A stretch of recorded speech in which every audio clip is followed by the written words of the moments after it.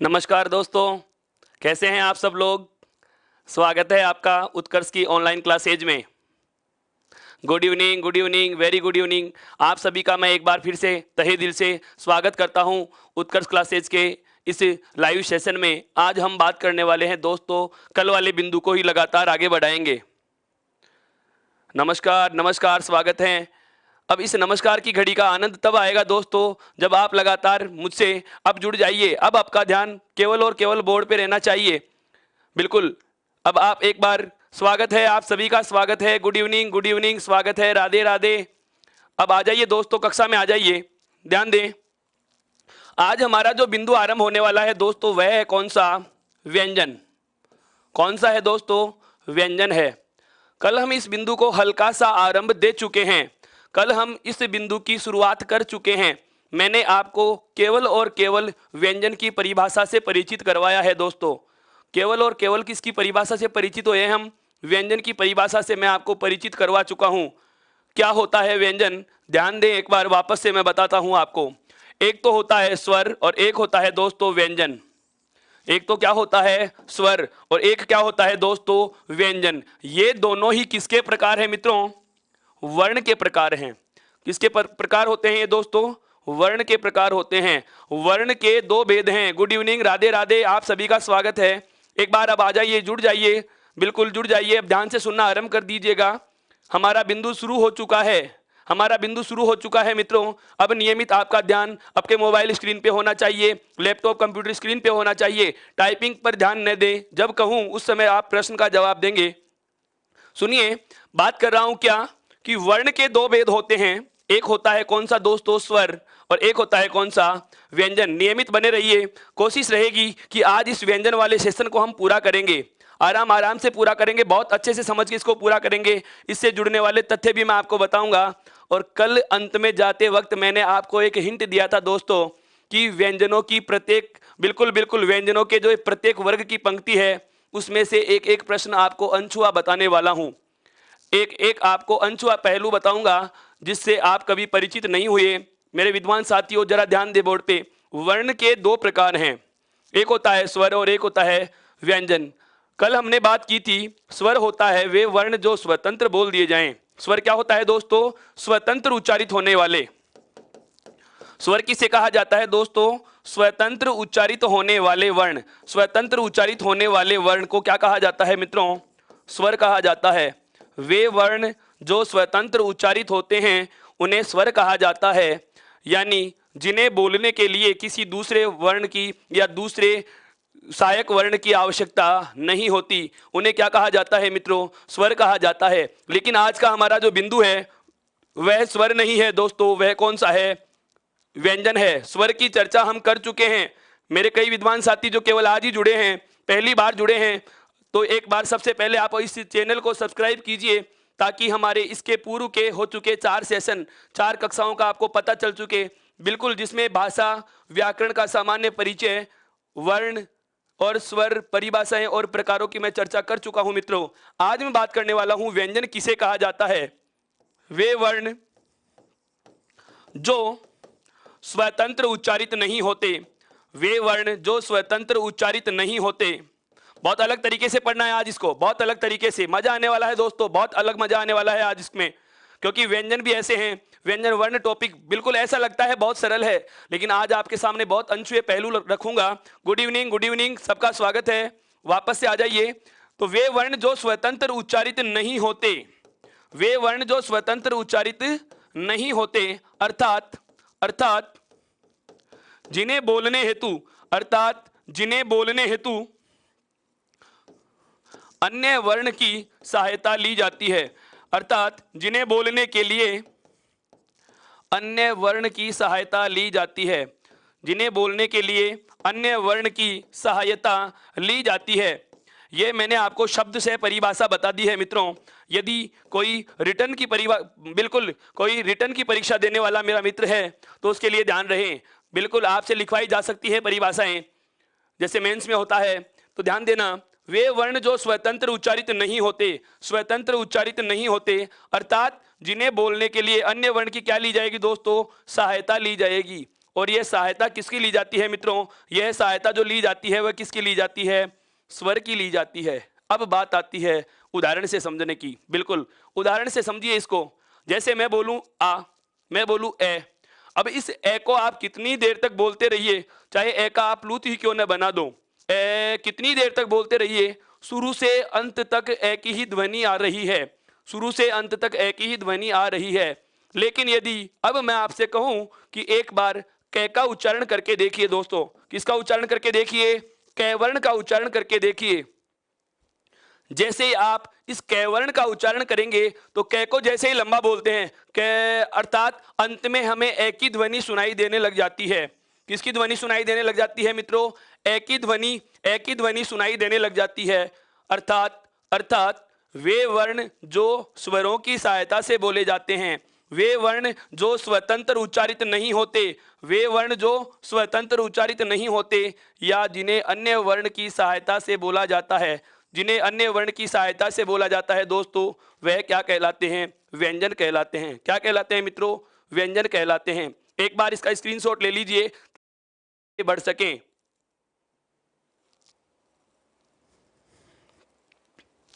अब जो दूसरी बात आती है मित्रों, वह आती है क्या? इनकी संख्या कितनी होती है? इनकी संख्या कितनी होती है? तो छोटा सा प्रश्न है आपके लिए, संख्या यदि पूछ ली जाए, हालांकि इतने बिल्कुल इतना छोटा प्रश्न भी नहीं पूछेगा। स्तरीय परीक्षाएं हैं सारी की सारी, और आजकल तो प्रतिस्पर्धा इतनी ज्यादा हो गई है कि ऐसे प्रश्न को यदि पूछा जाता है तो एक विभाग के ऊपर यह भी होता है कि बिल्कुल, क्योंकि वेद परीक्षण जो होता है उसमें विवेकता का गुण भी होना चाहिए। शिक्षण विधियों में पढ़ेंगे हम मापन और मूल्यांकन शिक्षण विधियों में पढ़ाऊंगा दोस्तों आपको मैं। हर चीजें एक दूसरे से मैं जोड़ के पढ़ा रहा हूं, किसी एक परीक्षा के पाठ्यक्रम के अनुसार नहीं पढ़ रहे। मैं आपको समग्र हिंदी व्याकरण पढ़ा रहा हूं। कोई विद्यार्थी पूछता है कि सर पटवार की कक्षाएं कब होंगी, रिट की कक्षाएं कब होंगी? बिल्कुल दोस्तों, ये सभी परीक्षाओं की दृष्टि से महत्वपूर्ण है। वर्णमाला सभी सभी दृष्टिकोणों से महत्वपूर्ण है। चाहे आप संधि के नजरिए से पढ़ो, चाहे आप वर्ण के नजरिए से पढ़ो, चाहे आप रिट के लिए पढ़ो, चाहे पटवार के लिए पढ़ो, व्याख्याता भर्ती परीक्षाओं के लिए पढ़ो, ये वर्णमाला बहुत आवश्यक है। मैंने यहाँ पर एक बात बताई है, आपको ध्यान देना। वेद मूल्यांकन या मूल्यांकन की जो विशेषताएं होती हैं उसमें एक विभेदता का गुण भी होता है। अर्थात परीक्षा के प्रश्न ऐसे होने चाहिए जो उच्च बुद्धि लब्धि वाले, या मैं कहूं उच्च और निम्न जो स्तर वाले विद्यार्थी हैं उनमें अंतर करने की योग्यता भी एक मूल्यांकन में होनी चाहिए। इस संदर्भ में हम बात करेंगे जब मूल्यांकन बिंदु आएगा। अभी सिर्फ इतना ध्यान रखना है कि व्यंजनों की संख्या कितनी होती है दोस्तों? 33 होती है। कितनी होती है मित्रों? 33 होती है। बिल्कुल 33 होती है। व्यंजनों की संख्या यदि पूछ ली जाए तो कितनी होती है? 33 होती है। अब मैं बात करने वाला हूं महत्वपूर्ण, अब आ गई है दोस्तों वह घड़ी जिसका आपको बहुत बेसब्री से इंतजार था। गुड इवनिंग, स्वागत है आप सभी का। देखिए व्यंजनों की संख्या जो 33 होती है वो कौन कौन से होते हैं मित्रों? मैं लिखना आरंभ कर रहा हूं, आप भी मेरे साथ ध्यान दीजिए। बिल्कुल अब लिखने में ध्यान नहीं, आपका बिल्कुल आपका ध्यान केवल स्क्रीन पे होना चाहिए, आपका ध्यान केवल स्क्रीन पर होना चाहिए। देखिए प्रथम जो पंक्ति आती है, मेरे कई विद्वान साथी उसको बोलते हैं कै की लाइन। क्या बोलते हैं दोस्तों? कै की लाइन। आज से आपको एक नया नाम याद रखना है, इसे कै की लाइन नहीं बोलेंगे, इसे अब से कहा जाएगा दोस्तों कै वर्ग। किस नाम से संबोधित करेंगे? कै वर्ग के नाम से संबोधित करेंगे। किसके नाम से संबोधित करेंगे? कै वर्ग के नाम से संबोधित करेंगे। और कै वर्ग का जो पहला वर्ण है दोस्तों वह कौन सा है? कै। कौन सा है? कै। उसके बाद जो दूसरा वर्ण है दोस्तों वह है ख। तीसरा है कौन सा? ग। और चौथा है कौन सा? घ। अब आ रहा है वह वर्ण जिसकी मैं चर्चा करने वाला हूं। मैंने कहा था कि आपसे हर एक वर्ग में एक प्रश्न मैं साझा करूंगा, एक प्रश्न आपके साथ मैं शेयर करूंगा। जरा ध्यान दें मित्रों, यहां पर जो मैं लिखने वाला हूं कै वर्ग का जो पांचवा, क्या यह सही है? हां और नहीं में जवाब दें। क्या यह वर्ण सही है? हां अथवा नहीं में जवाब देंगे मित्रों। मैंने आपके सामने कै वर्ग लिख दिया, इसमें कै वर्ग का जो पांचवा वर्ण मैंने लिखा है, क्या यह सही है? हाँ अथवा नहीं में जवाब दें।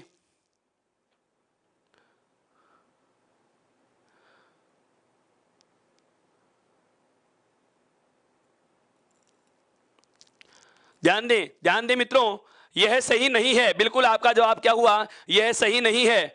यह सही कब होगा, यह सही कब होगा, जब इसके आगे हम एक बिंदी लगाएंगे। अब यहां से मैं आरंभ कर रहा हूं। बिल्कुल बिल्कुल आप सभी का जवाब सही है और इतनी शीघ्रता से आपके जवाब आ रहे हैं कि मैं नाम भी नहीं पढ़ पा रहा हूं। बिल्कुल मैं नाम भी नहीं पढ़ पा रहा हूं, लेकिन हाँ नहीं, मुझे अवश्य पता चल रहा है कि अधिकतर का जवाब नहीं आ रहा है। दोस्तों आपका कहना बिल्कुल सही है, बहुत अच्छा पढ़ रखा है। मुझे खुशी है कि मुझे समझने के लिए बिल्कुल बिल्कुल मुझे समझने के लिए जिस स्तर की आवश्यकता थी वह स्तर आप में मौजूद है मित्रों। अब आगे बढ़ता हूं मैं थोड़ा सा। अब आप अपना एक बार जवाब देना रोकिए, मैं आगे की बात शुरू करूंगा जब आपका ध्यान लिखने से हटेगा तब। आप लिखने से अपना ध्यान हटाइए दोस्तों, स्क्रीन पे आ जाइए। मैं अब आरंभ कर रहा हूं आगे की बात। ध्यान से सुने, ध्यान से सुने। मैंने इस वर्ग के अंतिम वर्ण के आगे एक बिंदी लगाई है।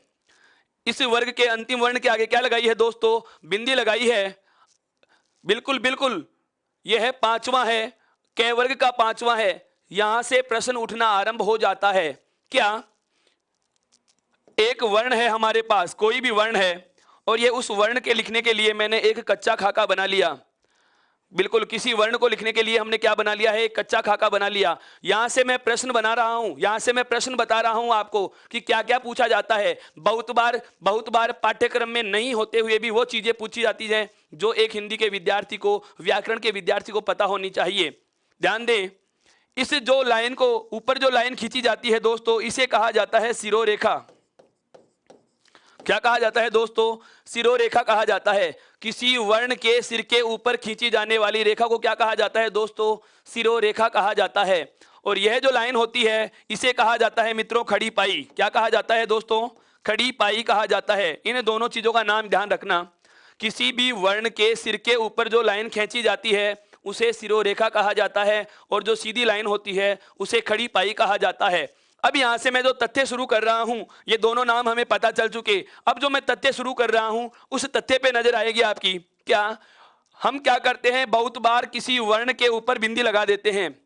बहुत बार किसी वर्ण के ऊपर बिंदी लगा देते हैं। बिल्कुल नुक्ता की चर्चा करने वाला हूं मित्रों। आप शीघ्रता कर रहे हैं, किसी चीज को लांघने का प्रयास कर रहे हैं। बिल्कुल बता देता हूं, गलत कर बैठोगे। हर बिंदु का नाम नुक्ता नहीं होता, हर बिंदु का नाम नुक्ता नहीं होता। ध्यान दें मित्रों, एक बिंदी हम किसी वर्ण के ऊपर लगाते हैं, एक बिंदी हम किसी वर्ण के आगे लगाते हैं, एक बिंदी वर्ण के नीचे भी लगती है और एक बिंदी वर्ण के पहले भी लगती है। जो ये बिंदी लगा रहा हूं, इन चारों तरफ लगने वाली बिंदुओं के अलग अलग नाम होंगे दोस्तों, और इनकी स्थितियां भी अलग अलग होंगी। बहुत बहुत ज्यादा महत्वपूर्ण है, बहुत बहुत ज्यादा महत्वपूर्ण बता रहा हूं। जो आप इन वर्गों को कचड़ते हुए बोलते हो, ये पहली दूसरी क्लास से हमें याद है। प्रश्न ये पूछता ही नहीं है। बहुत बार होता है कि पूरा संधि, समास, संज्ञा, सर्वनाम, उपसर्ग, प्रत्यय, विशेषण, क्रिया, क्रिया विशेषण, अव्यय, वाक्य सब कुछ पढ़ के चले गए और वर्णमाला में से प्रश्न गलत हो जाते हैं। उसकी वजह यही होती है क्या, कि हम अपने आप को ज्यादा समझदार समझ बैठते हैं। गलती हो जाती है मित्रों। बिल्कुल बेसिक से तथ्य बता रहा हूं, बहुत महीन बातें बता रहा हूं जो आपने सुनी नहीं है। मैंने कल भी आपको इसका हिंट दिया था कि हर पंक्ति में एक प्रश्न बताने वाला हूं, ध्यान से सुनना, ध्यान से सुनना। एक वर्ण है, कोई भी वर्ण मान लीजिए दोस्तों, इस वर्ण के मैं ऊपर भी बिंदी लगा रहा हूं, आगे भी बिंदी लगा रहा हूं, नीचे भी बिंदी लगा रहा हूं और पहले भी बिंदी लगा रहा हूं। दोस्तों इन चारों तरफ लगने वाली बिंदुओं के चार नाम होते हैं, अलग अलग नाम हैं और इनके अलग अलग ही क्या होते हैं, हालात होते हैं। सबसे पहले मैं बात कर रहा हूं ऊपर, सबसे पहले मैं बात करता हूं ऊपर। यह किसी वर्ण के जो ऊपर बिंदी लगी हुई होती है दोस्तों, इसे नाम दिया जाता है अनुस्वार। दोस्तों इसे नाम क्या दिया जाता है, अनुस्वार दिया जाता है। क्या नाम दिया जाता है, अनुस्वार दिया जाता है। अब बात आती है, यह अनुस्वार क्या सभी वर्णों पर लगाया जा सकता है। मैंने आपको कल भी बताया था, अनुस्वार और विसर्ग, अनुस्वार और विसर्ग ये दोनों वर्ण दोस्तों अयोगवाह ध्वनियां होती हैं। अनुस्वार और विसर्ग, अनुस्वार और विसर्ग दोस्तों ये दोनों क्या होती हैं, आपके अयोगवाह ध्वनियां होती हैं। अनुस्वार और विसर्ग इन दोनों का नाम होता है मित्रों क्या, अयोगवाह होता है। क्या होता है दोस्तों, अयोगवाह। और अयोगवाह वे वर्ण होते हैं जो व्यंजनों पर जुड़कर वहन नहीं होते। अयोगवाह वे वर्ण होते हैं जो जुड़कर वहन नहीं होते, अर्थात इनका प्रयोग केवल स्वरों के साथ ही किया जाता है। किसके साथ किया जाता है दोस्तों? स्वर के साथ ही किया जाता है। अर्थात पहली बात, पहला हमें पॉइंट जो पता चल रहा है वह कौन सा है कि किसी वर्ण के जो ऊपर बिंदी आती है उसका नाम अनुस्वार होता है और यह केवल स्वर पे ही प्रयुक्त होगी। अर्थात ऊपर वाली बिंदी हम केवल 11 वर्णों पे लगा सकते हैं। कितने वर्णों पे लगा सकते हैं दोस्तों? 11 वर्णों पे लगा सकते हैं। और ये 11 वर्ण कौन से हैं दोस्तों? केवल स्वरों पे लगा सकते हैं। अनुस्वार का प्रयोग केवल स्वरों के साथ ही होता है, व्यंजनों के साथ नहीं होता। अब बात आती है कि सर हमने एक बात या हमने एक शब्द पढ़ रखा है, जैसे हमने पढ़ा कंठ। बहुत बार मेरे विद्वान साथियों से मैं पूछूंगा, बिल्कुल एक बार आप जैन आराम धैर्य से सुनिए, आपके जैन में उठने वाले हर सवाल का जवाब आपको मिलेगा। बस जरूरत है थोड़ा सा पेशेंस रखने की, थोड़ा धैर्य रखने की। मैं खुद शीघ्रता नहीं कर रहा तो आप जल्दबाजी क्यों कर रहे हैं? आप जल्दबाजी क्यों कर रहे हैं दोस्तों? ध्यान से सुनना। इस कंठ में हम देख रहे हैं क्या? कै के ऊपर हमें दिख रहा है कि अनुस्वार है और आगे क्या लिखा हुआ है? ठे। अभी अभी हमने जाना है, अभी अभी हमने जाना है दोस्तों क्या कि व्यंजन स्वरों की सहायता से बोले जाते हैं। अभी अभी हमने जाना है दोस्तों कि व्यंजन स्वर की सहायता से बोला जाता है। किसकी सहायता से बोला जाता है? स्वर की सहायता से बोला जाता है। यदि इस व्यंजन वर्ण में से, यदि इस व्यंजन वर्ण में से स्वर बाहर निकाला जाए तो आप कहोगे कि अनुस्वार किस पे आ गया? ए के ऊपर आएगा। दोस्तों इसका मैंने क्या किया है? शाब्दिक विच्छेद किया है। कै के ऊपर जो अनुस्वार लगा हुआ था उसका मैंने शाब्दिक विच्छेद किया तो पता चला कि कै को जैसे ही हलंत करके लिख दिया, अर्थात स्वर रहित करके लिखा, तो इसमें जुड़ा हुआ ए स्वर बाहर आ गया और अनुस्वार किस पे आ गया दोस्तों? ए पे आ गया। पहली बात आपको पता चल चुकी है कि जो ऊपर बिंदी लगी होती है, ऊपर जो बिंदी लगी होती है उसे कहा जाता है दोस्तों अनुस्वार, और ये केवल स्वरों पे प्रयुक्त होती है। और स्वरों की संख्या कितनी होती है दोस्तों? 11 होती है। एक बात से आप बहुत भली भांति परिचित हो चुके हैं, भली भांति परिचित हो चुके हैं कि वर्ण के जो ऊपर बिंदी आती है उसका नाम तो क्या होगा और उसे क्या कहा जाएगा दोस्तों? क्या कहा जाएगा? अनुस्वार कहा जाएगा। कितने कितने वर्णों पे आती है? तो 11 वर्णों पे आती है। यहां तक कोई दिक्कत नहीं, आगे बढ़ो। दूसरी बात जानते हैं अब दोस्तों, दूसरी बात की तरफ ध्यान दें। जो ये किसी वर्ण के आगे बिंदु लगा हुआ होता है दोस्तों, इसका नाम होता है पंचमाक्षर बिंदु। क्या होता है इसका नाम? पंचमाक्षर बिंदु, अर्थात पांचवें अक्षर का बिंदु। इसे क्या कहा जाता है दोस्तों? पांचवें अक्षर का बिंदु कहा जाता है, पंचमाक्षर बिंदु। और यह हिंदी में केवल एक वर्ण पर लगता है। हिंदी में कितने वर्णों पर लगता है दोस्तों? एक वर्ण पर लगता है। कितने वर्णों पर लगता है? एक वर्ण पर लगता है। और वह एक वर्ण होता है दोस्तों कै वर्ग का पांचवा। कौन सा होता है दोस्तों? कै वर्ग का पांचवा। जो ये कै वर्ग हम पढ़ रहे हैं इसके पांचवें वर्ण के हमने आगे बिंदु का प्रयोग किया है। यहां ध्यान दे सकते हैं, बिल्कुल देख सकते हैं इस चीज को। दूसरे प्रकार की जो बिंदु थी दोस्तों, जो वर्ण के आगे लग रही है, बार बार समझा रहा हूं, बहुत आराम से समझिए, बहुत आराम से समझिए इसको। अलग अलग चीजें बताऊंगा आपको, बहुत अलग चीजें बताऊंगा आपको दोस्तों कि ऊपर जो बिंदु होती है उसका नाम है अनुस्वार। किसी वर्ण के ऊपर जो लगा रहे हैं उसका नाम है अनुस्वार। केवल 11 वर्णों पर प्रयुक्त होगी। और वो 11 वर्ण कौन से होते हैं? वो आपके स्वर होते हैं मित्रों। क्या होते हैं? स्वर होते हैं। और यदि कोई मेरा मित्र जानना चाहे कि इनका प्रयोग स्वर पे ही क्यों होता है, व्यंजन पे क्यों नहीं होता, तो यह आपके जहन में एक सवाल ही रहेगा जब तक मैं इसका आंसर नहीं दूंगा। इसका जवाब मिलेगा जब हम हिंदी के अन्य वर्ण पढ़ेंगे। बिल्कुल फिर से मैं आपके आगे वाले बिंदु का संकेत दे रहा हूं दोस्तों। अनुस्वार का प्रयोग और विसर्ग का प्रयोग केवल और केवल स्वरों पर ही क्यों होता है? ये व्यंजनों के साथ क्यों नहीं जुड़ते? इसका कारण भी मैं आपको बताऊंगा जब हम हिंदी भाषा के अन्य वर्ण पढ़ेंगे। दोस्तों अभी तक आपने केवल 2 प्रकार के वर्ण पढ़े हैं, या तो स्वर पढ़े हैं या व्यंजन पढ़े हैं। मैं आपको अन्य वर्णों की जानकारी भी दूंगा, वहां पर इनसे रिलेटेड कुछ शर्तें लिखवाई जाएंगी आपको। वो बातें आपको बहुत ज्यादा ध्यान रखने की है। ये हमारे शब्द शुद्धि की तरफ संकेत करते हैं।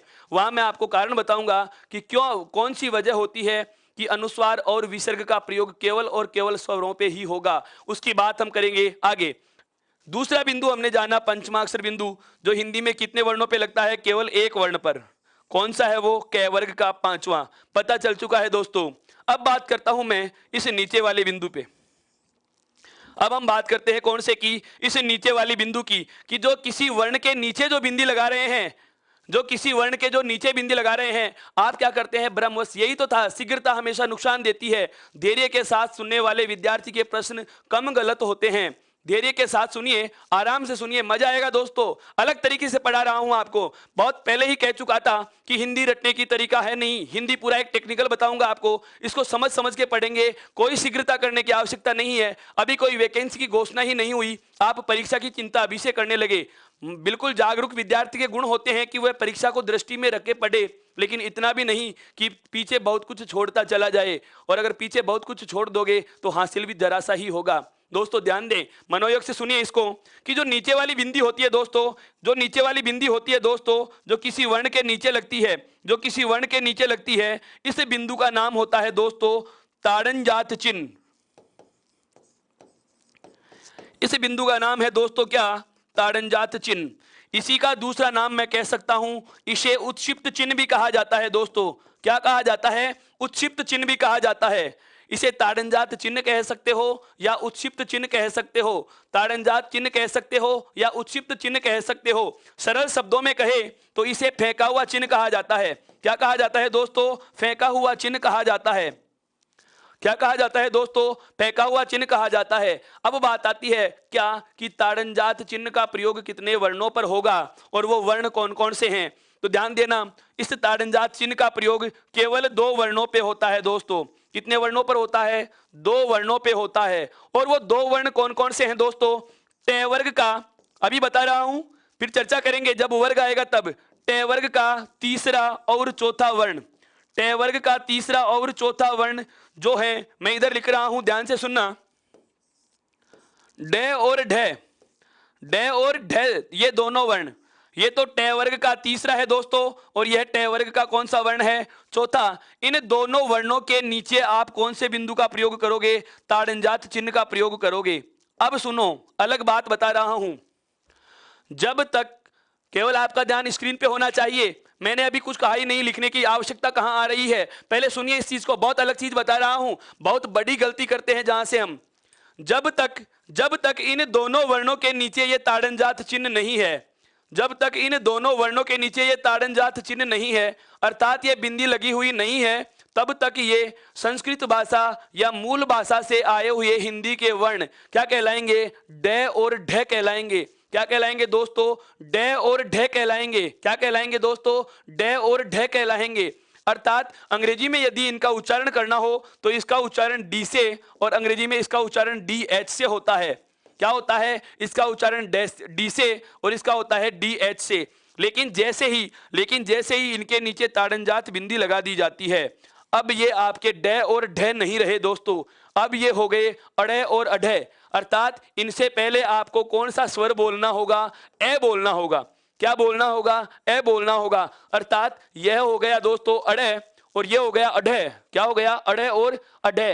अंग्रेजी की बात करता हूं मैं दोस्तों, अंग्रेजी में अड़े का उच्चारण होता है आर से, अंग्रेजी में उच्चारण होता है इसका किससे, आर से, और अढे का होता है आर एच से। किससे होता है दोस्तों, आर एच से होता है। यह बात आप वापस से सुनिए, यह बात मैं पूरी वापस से दोहरा रहा हूं, क्या, कि यदि किसी वर्ण के जो नीचे बिंदी लगाते हैं, किसी वर्ण के जो नीचे बिंदी लगाई जाती है दोस्तों, उसे कहा जाता है ताड़नजात चिन्ह। क्या कहा जाता है दोस्तों, ताड़नजात चिन्ह कहा जाता है। और ताड़नजात चिन्ह जो है केवल 2 वर्णों पे लगता है, केवल 2 वर्णों पे लगता है। दोनों वर्ण कौन कौन से हैं, एक तो है ट वर्ग का तीसरा, एक होता है ट वर्ग का चौथा, जिसे ड और ढ के नाम से बोलते हैं, ड और ढ के नाम से बोलते हैं। अब जब ये ताड़नजात चिन्ह इनके नीचे नहीं लगा हुआ, तब तक ये दोनों वर्ण संस्कृत भाषा से हिंदी में आए हुए वर्ण माने जाते हैं। अर्थात जो व्यंजन 33 होते हैं उनमें इन दोनों का स्थान भी होता है। लेकिन जैसे ही इनके नीचे आप इन ताड़नजात चिन्ह का या इस बिंदी का प्रयोग कर लेते हैं, जैसे ही इनके नीचे इस बिंदी का प्रयोग कर लिया जाता है दोस्तों, तो ये ताड़नजात वर्ण कहलाते हैं। क्या कहलाते हैं दोस्तों, ताड़नजात वर्ण कहलाते हैं। अब आप इसे ट वर्ग का तीसरा या चौथा नहीं कहेंगे, अब ये ट वर्ग का तीसरा और चौथा वर्ण नहीं रहे, बल्कि ये क्या बन गए हैं, ताड़नजात वर्ण बन गए हैं। अब ये बन गए हैं उत्क्षिप्त व्यंजन। क्या बन गए हैं दोस्तों? उत्क्षिप्त व्यंजन बन गए हैं। उत्क्षिप्त का मतलब फेंका हुआ। फेंका हुआ से संदर्भ है मेरा कि इनका उच्चारण करते समय जीभ इतना झटका खाती है, इनका उच्चारण करते समय अढ़े अढ़े, इसका उच्चारण करते समय जीभ इतना झटका खाती है, ऐसे लग रहा है जैसे मुंह से बाहर फेंके जा रहे हों, जैसे मुंह से बाहर फेंके जा रहे हों। अर्थात इन्हें कहा जाता है ताड़नजात वर्ण। और इन्होंने दूसरा गुण धारण कर लिया, इन्होंने दूसरा गुण धारण कर लिया। डे और ढे से अड़े और अढ़े बन गए, अर्थात इन्हें द्विगुण भी कहा जाता है दोस्तों। इन्हें क्या कहा जाता है? द्विगुण भी कहा जाता है। मैं रटे रटाए नाम नहीं बता रहा हूं आपको, मैं उनके तथ्य समझा रहा हूं कि इनका यह नाम हुआ तो क्यों हुआ, यह नाम हुआ तो क्यों हुआ। वापस से सुनना मेरी बात को। अढ़े और अढ़े का अंग्रेजी में उच्चारण होता है दोस्तों आर से। किससे होता है? आर से। यदि मेरे किसी विद्वान साथी ने भीलवाड़ा की स्पेलिंग पढ़ी हो, बिल्कुल भीलवाड़ा का अंग्रेजी मीनिंग पढ़ा हो, तो लास्ट में डी ए के स्थान पर उसको पढ़ने को मिलेगा आर ए। क्या आता है दोस्तों? आर ए आता है। क्या आता है दोस्तों? आर ए आता है। यहां तक कोई बात समझ में नहीं आई है तो आप मुझे पूछ सकते हैं। मैंने केवल 3 दिशा के बिंदुओं की बात की है। ऊपर लगता है अनुस्वार, अंत में आता है पंचमाक्षर बिंदु, और नीचे आता है दोस्तों कौन सा? ताड़नजात चिन्ह। कौन सा आता है? ताड़नजात चिन्ह। अब मैं बात करता हूं कौन से? अब मैं बात करता हूं कौन से वर्ण की, कौन से चिन्ह की? नुक्ता की।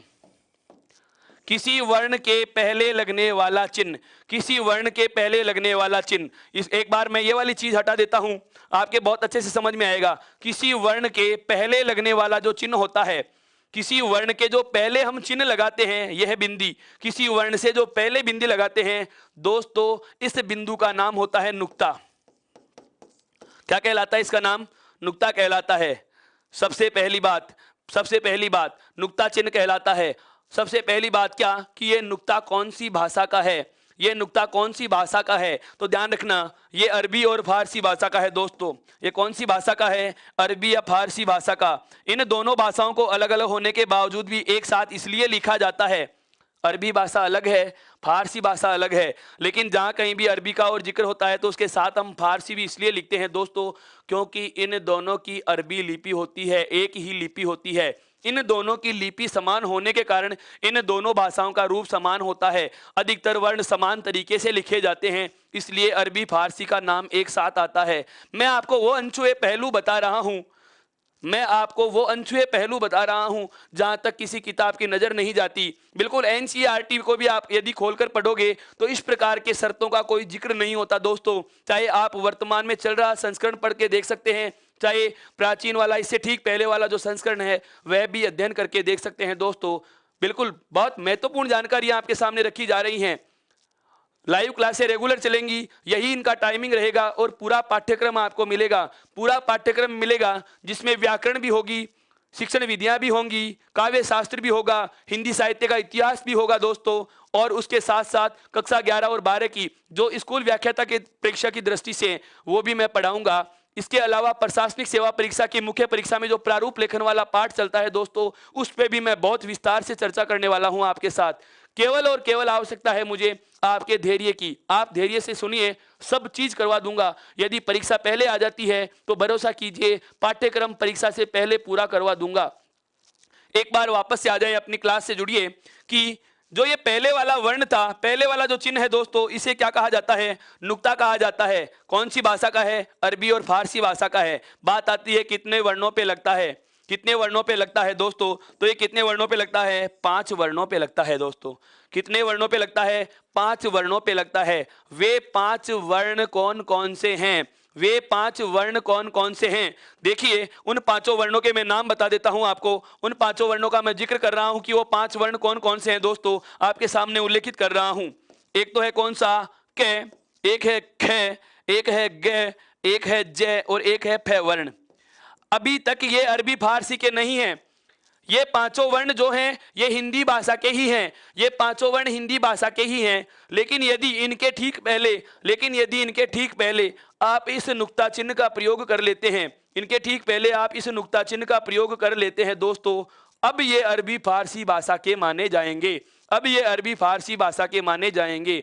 ये कौन सी भाषा के माने जाएंगे? अरबी फारसी भाषा के माने जाएंगे। जब तक इन 5 वर्णों से ठीक पहले नुक्ता चिन्ह नहीं होता तो ये हिंदी भाषा के देवनागरी लिपि के वर्ण होते हैं। देवनागरी लिपि हिंदी भाषा के वर्ण होते हैं, पर इनसे ठीक पहले जैसे ही आप नुक्ता चिन्ह का प्रयोग कर लेते हैं तो ये वर्ण अरबी या फारसी भाषा के हो जाते हैं। मेरा सवाल यह नहीं कि ये चिन्ह क्या कहलाता है, मेरा सवाल यह भी नहीं दोस्तों कि कितने वर्ण होते हैं, मेरा सवाल यह है कि ऐसा किसने कहा कि इन पांचों वर्णों का प्रयोग हम नुक्ता चिन्ह के साथ अरबी और फारसी भाषा में कर रहे हैं। इन पांचों वर्णों का प्रयोग हम अरबी और फारसी भाषा में कर रहे हैं। ऐसा किसने कहा कि इन 5 वर्ण से ठीक पहले नुक्ता लगाते ही ये वर्ण अरबी और फारसी भाषा के माने जाएंगे। साहित्य वाले विद्यार्थी, साहित्य वाले मेरे मित्र ध्यान दे जरा, उनके काम की बात आ रही है यहां से। हिंदी भाषा देवनागरी लिपि के इन 5 वर्णों से ठीक पहले नुक्ता चिन्ह का प्रयोग करते ही ये अरबी और फारसी भाषा के बन जाते हैं। ऐसा किसने कहा?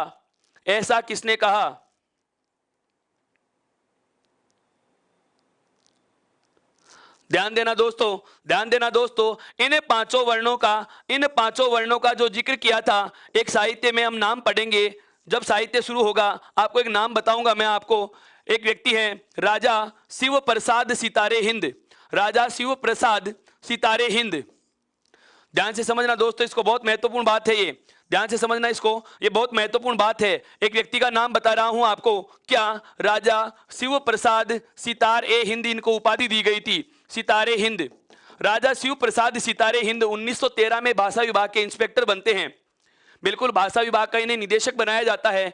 तो इन्होंने कहा था कि हिंदी भाषा के 5 वर्ण क, ख, ग, ज और फ, क, ख, ग, ज और फ, इन 5 वर्णों से ठीक पहले यदि नुक्ता चिन्ह का प्रयोग कर लिया गया, यदि 5 वर्णों से ठीक पहले नुक्ता चिन्ह का प्रयोग कर लिया गया तो ये 5 वर्ण अरबी या फारसी भाषा के माने जाएंगे। ऐसा कहने वाले व्यक्ति का नाम भी अगर आपसे पूछा जाए तो कौन है? राजा शिव प्रसाद सितारे हिंद। राजा शिव प्रसाद सितारे हिंद, इस बात से आप भली भांति परिचित हो चुके हो दोस्तों। अब यहां से एक महत्वपूर्ण बात और ध्यान रखना। बात करता हूं मैं एनसीईआरटी की। एनसीईआरटी में इनमें से केवल 3 वर्णों को ही गिना गया है दोस्तों। एनसीईआरटी की पुस्तक में हम पढ़ते हैं तो इन अरबी और फारसी भाषा वाले वर्णों का केवल 3 का ही जिक्र आता है दोस्तों। कौन कौन से आते हैं वो? एक तो आता है दोस्तों ख, एक आता है ज और एक आता है दोस्तों फ। अर्थात क और ग को एनसीईआरटी की पुस्तक में उल्लेखित नहीं किया गया। अब सवाल उठता है, सर प्रश्न आ जाए तो जवाब क्या देंगे? दोस्तों वापस से समझो पूरी बात को। अरबी या फारसी भाषा का चिन्ह जो नुक्ता चिन्ह है, इसका प्रयोग करके हम कितने वर्णों को अरबी फारसी का बना सकते हैं? 5 वर्णों को बना सकते हैं। कितने वर्णों को बना सकते हैं? 5 वर्णों को बना सकते हैं। क, ख, ग, ज और फ।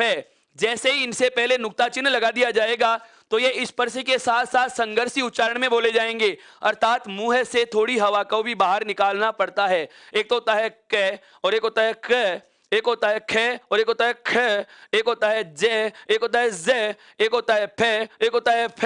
ध्यान रखना इसको। ये संघर्षी और स्पर्शी दोनों स्थिति में आते हैं। जब उच्चारण के आधार पर मैं आपको वर्णों का वर्गीकरण पढ़ाऊंगा तो ये पांचों के पांचों वर्ण मित्रों ध्यान दे लेना, संघर्षी वर्णों में गिने जाएंगे। कौन से में गिने जाएंगे? संघर्षी वर्णों में गिने जाएंगे, जिसकी चर्चा हम आगे वाले बिंदु में करने वाले हैं। अभी इतना ध्यान रखना है कि अगर एनसीईआरटी के अकॉर्डिंग बात की जाए तो हमें केवल इन 3 वर्णों का ही उल्लेख मिलता है। बात आती है, सर प्रश्न आ जाए तो कैसे जवाब देना है? ध्यान देना दोस्तों, यदि आरपीएससी लेवल का कोई भी पेपर हो, चाहे वो व्याख्याता भर्ती परीक्षा हो, पुलिस एसआई भी आरपीएससी ही करवाता है दोस्तों। आरपीएससी में ऐसा प्रश्न पूछा गया है और उसका जवाब 5 ही माना गया था। कितना माना गया था दोस्तों? 5 ही माना गया था। अब आप अपना फैसला खुद ले सकते हैं। हालांकि प्रत्येक विभाग इस प्रकार की विवादित चीजें पूछने से बचता है। हर प्रकार का विभाग ऐसी विवादित चीजें पूछने से बचता है। क्यों? क्योंकि हर डिपार्टमेंट को, हर परीक्षा की नोडल एजेंसी को अपनी साख का खतरा रहता है। कहीं ऐसे प्रश्न न हो कि पेपर में ज्यादातर विवाद उठे, विज्ञप्ति या वैकेंसी जो भी है, भर्ती प्रक्रिया जो भी है, वह अदालतों के चक्कर में न आए, इसलिए इस प्रकार की विवादित चीजें पूछने से बचते हैं। और यदि ऐसा प्रश्न पूछा जाता है दोस्तों, आपको विकल्प में 3 और 5 दोनों दे दिए जाएं तो आप 5 वाला टिक करके आ जाना, क्योंकि उसका एक साहित्यिक स्रोत है। आप उसका एक प्रूफ रख सकते हो, अपना एक मत रख सकते हो, आपके प्रश्न को बचा सकते हो, उसका फैक्ट दे सकते हो, क्योंकि राजा शिव प्रसाद सितारे हिंद ने इस बात का उल्लेख किया है। ये सारी बातें समझ में आ गई कि एक वर्ण के चारों ओर तरफ, ये चारों तरफ जो मैं बिंदियां लगा रहा हूं दोस्तों, एक वर्ण के चारों तरफ जो मैं बिंदियां लगा रहा हूं, ऊपर वाली अनुस्वार, आगे वाली पंचमाक्षर, नीचे नुक्ता, सॉरी ताड़न जात, और पहले वाला नुक्ता चिन्ह, इनकी क्या कहानी थी आपको बहुत अच्छे से समझ में आ गया, बहुत अच्छे से समझ में आ गया। पूरा टॉपिक होने के बाद हम केवल और केवल वर्णों के प्रश्नों के संदर्भ में चर्चा करेंगे दोस्तों। एक एक बिंदु पे चलना है अपने को, क्रमानुसार पढ़ेंगे, पूरी व्याकरण को जोड़ जोड़ करके पढ़ना है। आराम आराम से पढ़िए, यूपी टेट हो, चाहे वो एमपी टेट हो, चाहे यूपीएसआई हो, कोई सी भी भर्ती परीक्षा हो, हिंदी व्याकरण का जहां भी नाम आता है आपको संपूर्ण पाठ्यक्रम पढ़ने को मिलेगा और फ्री पढ़ाया जा रहा है। ये सर का एक, बिल्कुल सर का एक सामाजिक सरोकार के नाम से, सामाजिक सहयोग के नाम से जो सपना है कि डिजिटल उत्कर्ष है, सब कुछ आपको फ्री मिल रहा है दोस्तों। आप अपना प्यार दें, आप अपना विश्वास दें, आप अपना एक लाइक दें, आप अपना एक कमेंट दें, आप अपना एक सब्सक्राइब दें, आप इसको ज्यादा से ज्यादा शेयर करें, टेलीग्राम ऐप को ज्वाइन कीजिए, ई उत्कर्ष ऐप को इंस्टॉल कीजिए और बेल आइकन को भी प्रेस कीजिए ताकि आपको समय सारणी के नोटिफिकेशन भी प्राप्त हो सके। अचानक यदि कोई बदलाव होता है तो उससे आप सबसे पहले अवगत हों। इसलिए आपको क्या करना होगा, चैनल को सब्सक्राइब करना होगा। बिल्कुल मेरे दोस्तों ने, मेरे बिल्कुल कमेंट्स में मैंने पढ़ने को आया है मुझे क्या कि सर हमें और वीडियो नहीं मिल रहे। वीडियो आपको तभी मिलेंगे दोस्तों जब आप इसके चैनल को सब्सक्राइब करोगे, बेल आइकन को प्रेस करोगे, आपको सारी प्लेलिस्ट मिल जाएंगी। आगे बढ़ते हैं, आगे बढ़ते हैं। हम बात कर रहे हैं कौन सी, वर्गों की, वर्णों की बात कर रहे हैं, हिंदी के व्यंजन वर्णों की बात कर रहे हैं दोस्तों। तो आ जाए अपने वापस से बिंदु पे। क्या सबसे पहला जो वर्ग ले रहे हैं दोस्तों, हम सबसे पहला जो वर्ग ले रहे हैं दोस्तों वह कौन सा लिया है हमने, कै वर्ग लिया है। वह कौन सा लिया है, कै वर्ग लिया है। अगला जो वर्ग आता है दोस्तों वह आता है आपका चय वर्ग। अगला जो वर्ग आता है दोस्तों वह कौन सा आता है, चय वर्ग आ रहा है। कौन सा आ रहा है दोस्तों, चय वर्ग आ रहा है। और चय वर्ग का पहला वर्ण होता है मित्रों चय, दूसरा है छय, तीसरा है जय, चौथा है झय। अब यहां से भी एक प्रश्न आएगा, यहां से भी एक प्रश्न आएगा मित्रों, और अंतिम आता है चय वर्ग का पंचमाक्षर। अब यहां से जो प्रश्न आता है वह क्या आता है, एक बार जरा ध्यान दें। इस जय का एक रूप हमें यह भी यदा कदा देखने को मिलता है। जय का एक रूप हमें यह भी देखने को मिलता है। आज भी हम पुरानी पुस्तकें यदि पढ़ते हैं, पुराने ग्रंथ यदि हमारे सामने कहीं होते हैं तो हम देखते हैं कि उनमें जय का प्राचीन रूप यह वाला लिखा हुआ मिलता है दोस्तों। लेकिन आपको मैंने हिंदी भाषा की विशेषताएं जब हम पढ़ रहे थे, किसी भी भाषा की जब विशेषताएं पढ़ रहे थे, तो मैंने आपको एक लाइन बताई थी क्या, कि भाषा का एक मानक रूप होता है दोस्तों। क्या होता है दोस्तों, एक मानक रूप होता है। और मानक रूप के अकॉर्डिंग बात की जाए तो इस जय को वर्तमान में मानक वर्ण नहीं माना गया, इसको अमानक माना जाता है। इसे कौन सा वर्ण माना गया है, अमानक माना गया है। अर्थात इसके पास जो मानदंड थे, देवनागरी लिपि की जो शर्तें थी, ये पूरी नहीं कर रहा, अर्थात इसका नया रूप यह स्वीकार कर लिया गया और इसे वर्तमान में अमानक वर्ण की संज्ञा दे दी गई है। यह प्रश्न भी एक परीक्षा में पूछा जा चुका है दोस्तों, हिंदी का अमानक वर्ण कौन सा है, हिंदी का अमानक वर्ण कौन सा है। तो पता हमें चल चुका है क्या, कि चय वर्ग के चौथे वर्ण के, चय वर्ग के चौथे वर्ण के प्राचीन रूप को अमानक वर्ण नाम दिया जाता है। आगे बढ़े दोस्तों, अगला वर्ग आता है कौन सा, टय वर्ग। टय वर्ग का पहला ट है, दूसरा ठ, तीसरा है आपका ड, और चौथा है दोस्तों ढ, और पांचवा क्या है, अण। इन दोनों को अगर बिना बिंदी लगाए, बिना नीचे ताड़नजात चिन्ह के लिखते हो तो ये ट वर्ग के तीसरे और चौथे माने जाएंगे। लेकिन यदि इनके ठीक बाद, अगर इनके ठीक नीचे ये ताड़नजात चिन्ह लगा दिया जाता है दोस्तों, तो ये बन जाते हैं उत्क्षिप्त व्यंजन। क्या बन जाते हैं दोस्तों, उत्क्षिप्त व्यंजन, फेंके हुए व्यंजन, ताड़नजात व्यंजन, द्विगुण व्यंजन कहा जाता है इनको। आगे बढ़ता हूं मैं, तय वर्ग आगे आता है दोस्तों कौन सा, तय वर्ग। तय वर्ग का पहला तय है, दूसरा थ, तीसरा वर्ण है द, और चौथा है दोस्तों ध, और पांचवा है कौन सा, न। अब यहां से भी एक आपको बहुत काम की बात बताता हूं मित्रों। हर लाइन में प्रश्न है, हर लाइन में प्रश्न है। वर्णमाला का पूरा आनंद लीजिए आप, बहुत आराम आराम से बता रहा हूं। क्या कि यहां से प्रश्न क्या दिया दोस्तों, हम बहुत बार क्या करते हैं, थोड़ा सा किसी शब्द को, किसी वर्ण को प्रभावी दिखाने के चक्कर में इस ध धनुष को ऐसे डिजाइन से लिख देते हैं, यह लाइन बढ़ा देते हैं इसकी, ध्यान देना दोस्तों, इसको हम ऐसे बढ़ा करके लिख देते हैं, जो कि वर्तनी की दृष्टि से दोस्तों अशुद्ध होता है, जो कि वर्तनी की दृष्टि से अशुद्ध होता है। मेरे बहुत सारे मित्र हैं जो धय धनुष के ऊपर ये डिजाइन बना के लिखते हैं, और यह पूरा का पूरा वर्तनी की दृष्टि से अशुद्ध होता है दोस्तों। क्यों होता है, इसका भी एक कारण बता देता हूं मित्रों।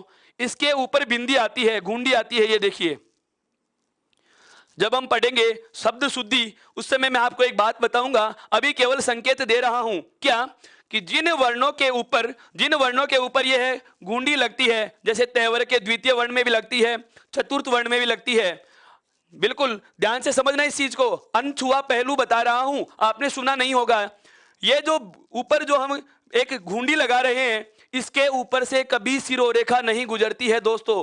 इनके ऊपर से कभी सिरोरेखा नहीं गुजरती है, इनके ऊपर से कभी ऐसे सिरोरेखा नहीं गुजरती। अगर गुजर गई तो ये कै वर्ग का चतुर्थ वर्ण बन जाता है, कै वर्ग का चतुर्थ वर्ण बन जाता है, अर्थात यहां पर लाइन टूटती ही है। ऊपर घुंडी वाले वर्णों के ऊपर से सिरोरेखा नहीं गुजरती, और यही वजह है कि विसर्ग के ऊपर भी सिरोरेखा नहीं खींची जाती। विसर्ग के ऊपर भी हम लाइन को तोड़कर लिखते हैं। जैसे एक शब्द आता है मित्रों, हम बहुत बार एक शब्द लिखते हैं, विसर्ग संधि का उदाहरण है कौन सा, प्रातः काल। मेरे कई विद्वान साथियों का मानना है कि ये दो अलग अलग शब्द हैं, ये दो अलग अलग शब्द हैं। दोस्तों बताना चाहूंगा, ये पूरा शब्द एक ही है, ये पूरा शब्द एक ही है। सवाल उठता है कि सर ये लाइन आपने क्यों तोड़ी, ये लाइन आपने क्यों तोड़ी। मित्रों ध्यान दें, यहां पर ऊपर घुंडी लगी हो जाने के कारण इसके ऊपर से मैं सिरोरेखा नहीं खींच सकता, अतः मैंने यहां इस लाइन को तोड़ डाला है, लाइन को मैंने विच्छेदित किया है। अर्थात जिन वर्णों के ऊपर घुंडी आती है उनके ऊपर से सिरोरेखा नहीं गुजरती,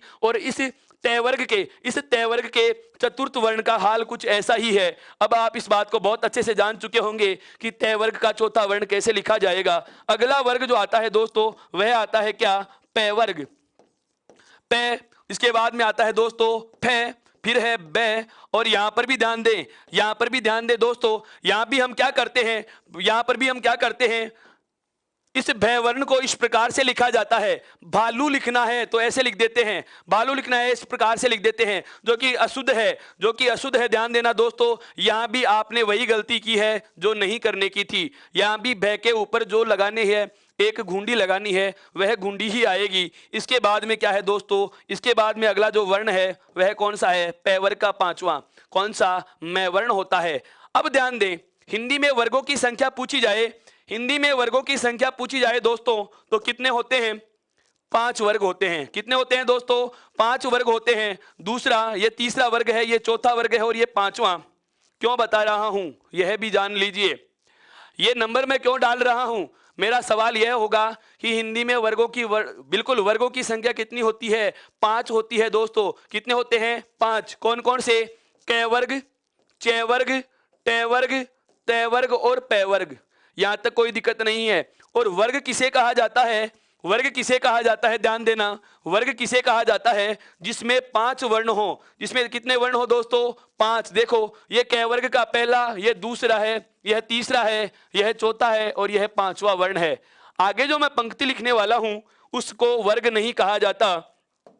आगे जो हम लाइन लिखने वाले हैं, पंक्ति लिखने वाले हैं, उसे वर्ग नहीं कहा जाता, क्योंकि अगली पंक्ति में 5 वर्ण नहीं है दोस्तों, 4 ही हैं। लिख रहा हूं मैं क्या, य, रे, ले, और एक है दोस्तों कौन सा, वे। अब सवाल यह उठता है कि इन्हें किस नाम से जाना जाएगा, इन्हें किस नाम से जाना जाएगा। ये वर्ग तो है नहीं, क्यों, क्योंकि इनमें 5 वर्ण नहीं है दोस्तों। यह पंक्ति जो है जानी जाती है अंतस्थ के नाम से। किसके नाम से जानी जाएगी दोस्तों, अंतस्थ वर्ण के नाम से जानी जाती है। किस नाम से जानी जाती है दोस्तों, अंतस्थ वर्ग के नाम से जानी जाती है। अगली और अंतिम लिख रहा हूं। सबसे पहले आपका आता है से, सबसे पहले आपका आता है श, उसके बाद में आता है से, उसके बाद में आता है से, और फिर आता है दोस्तों है। वापस से उच्चारण पे ध्यान देना, सभी से नहीं होते, इनका उच्चारण स्थान अलग अलग होता है मित्रों। यह जो पहला से लिखा हुआ है, यह तालु के बिल्कुल तालु के पास जीभ जाएगी, श।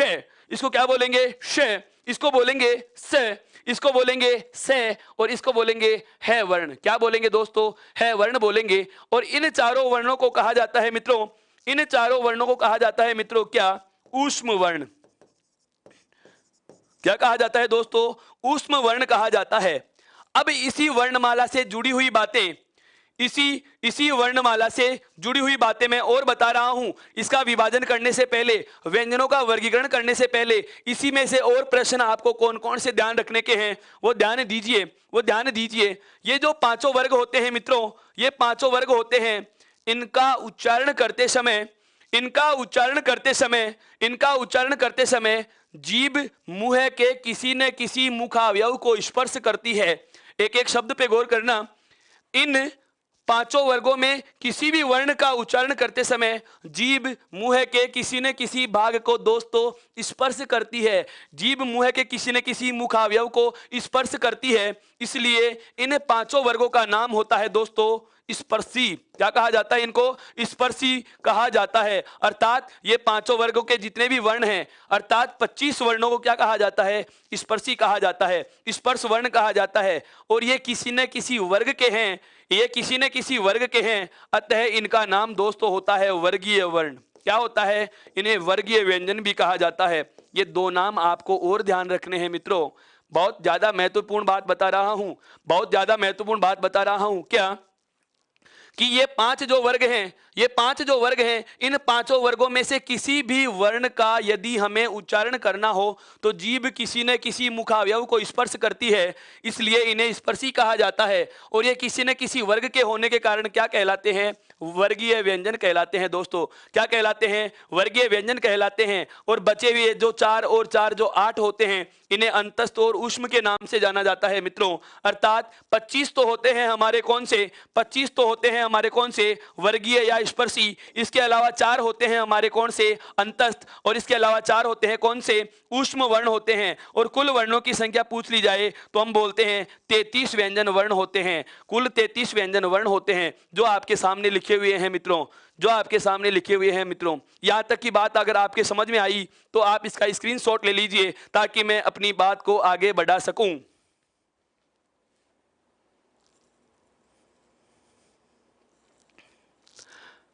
अब ध्यान दें, मैं यहां से 2 बातें आपसे और साझा करना चाहूंगा मित्रों। बिल्कुल वर्णमाला पढ़ने का आनंद ही कुछ और है। वर्णमाला पढ़ने से आप मुझसे जुड़ भी गए। आगे आने वाले जो बहुत डीप कॉन्सेप्ट के बिंदु हैं, जिसमें संधि होगा, समास होगा, उपसर्ग होगा मित्रों, प्रत्यय पढ़ाऊंगा, संज्ञा, सर्वनाम पढ़ेंगे, तो उसमें बहुत गहराई तक मैं आपसे चर्चा करने वाला हूं। आप मेरे अभिव्यक्ति कौशल को समझ रहे हैं, मुझे खुशी है कि आपको क्लास पसंद आ रही है। तो कृपया एक लाइक तो बनता है दोस्तों, बिल्कुल एक लाइक तो बनता है, शेयर भी बनता है और चैनल का सब्सक्राइब भी बनता है।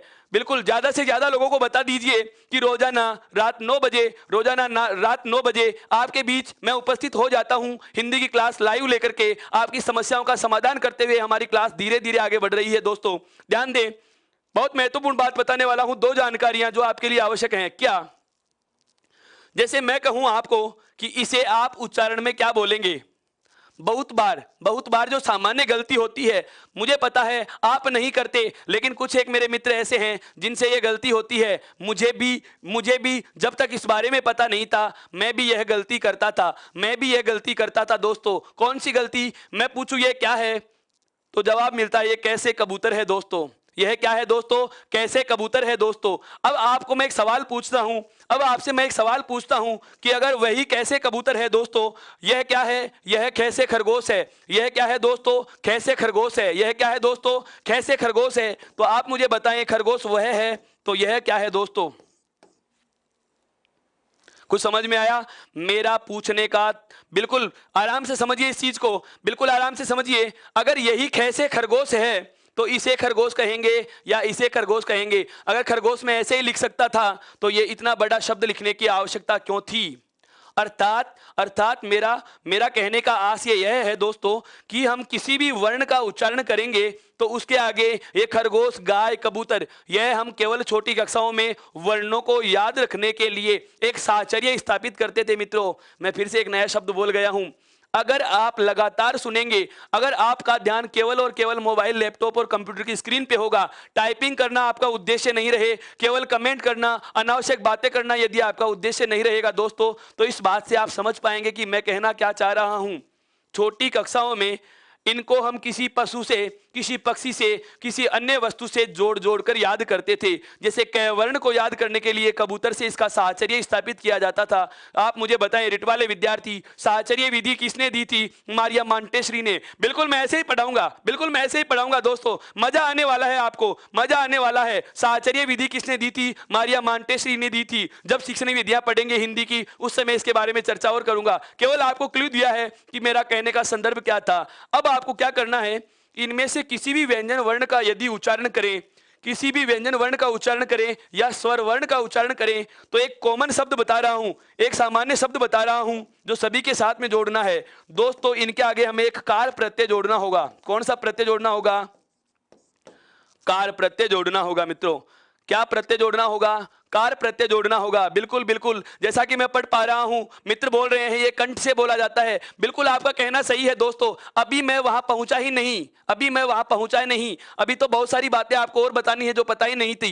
क्या इनमें से किसी भी व्यंजन को यदि बोलना है दोस्तों, तो उसके आगे कौन सा प्रत्यय जोड़ना है? कार प्रत्यय जोड़ना है। कौन सा प्रत्यय जोड़ना है? कार प्रत्यय जोड़ना है। जैसे ककार, खकार, ठकार, तकार, पकार। बिल्कुल बिल्कुल, आप किसी भी वर्ण को बोलो तो उसके आगे कार प्रत्यय जोड़ के बोलिए। जैसे मैं कहूं कि यह क्या है, तो आपका जवाब होना चाहिए यह सकार है। क्या है दोस्तों? सकार है। इसका स्थान तालु से होता है, तो आप कहेंगे तालव्य सकार है। क्या है दोस्तों? तालव्य सकार है। क्या है ये दोस्तों? तालव्य सकार है। समझ में आया मेरा कहने का मतलब क्या हुआ? कि किसी भी वर्ण का यदि हमें मौखिक उच्चारण करना हो तो उसके साथ हम कार प्रत्यय जोड़कर उसका उच्चारण करेंगे, कार प्रत्यय जोड़कर उसका उच्चारण करेंगे, ताकि आप आराम आराम से इस बात को समझ सकें कि कार प्रत्यय जोड़कर वर्णों का एक शब्द रूप बनाया गया है। एक सांकेतिक प्रत्यय है ये, कि ककार का मतलब कै वर्ण है, खकार का मतलब खे वर्ण है, गकार का मतलब गै वर्ण है, गकार का मतलब गै वर्ण है। समझ में आया यहां तक का? एक बात। दूसरी बात जो मैं करने वाला हूं दोस्तों, वह क्या है आपसे, कि इन वर्णों का जो व्यंजनों का वर्गीकरण हम पढ़ने वाले हैं, उसमें जो सबसे पहला वर्गीकरण होता है, सबसे पहला जो वर्गीकरण होता है वह होता है अध्ययन की सरलता हेतु। कौन सा होता है मित्रों? अध्ययन की सरलता हेतु। कौन सा होता है दोस्तों? अध्ययन की सरलता हेतु। इन्हें 3 भागों में बांटा जाता है। अध्ययन की सरलता हेतु इन्हें कितने भागों में बांटा जाता है दोस्तों?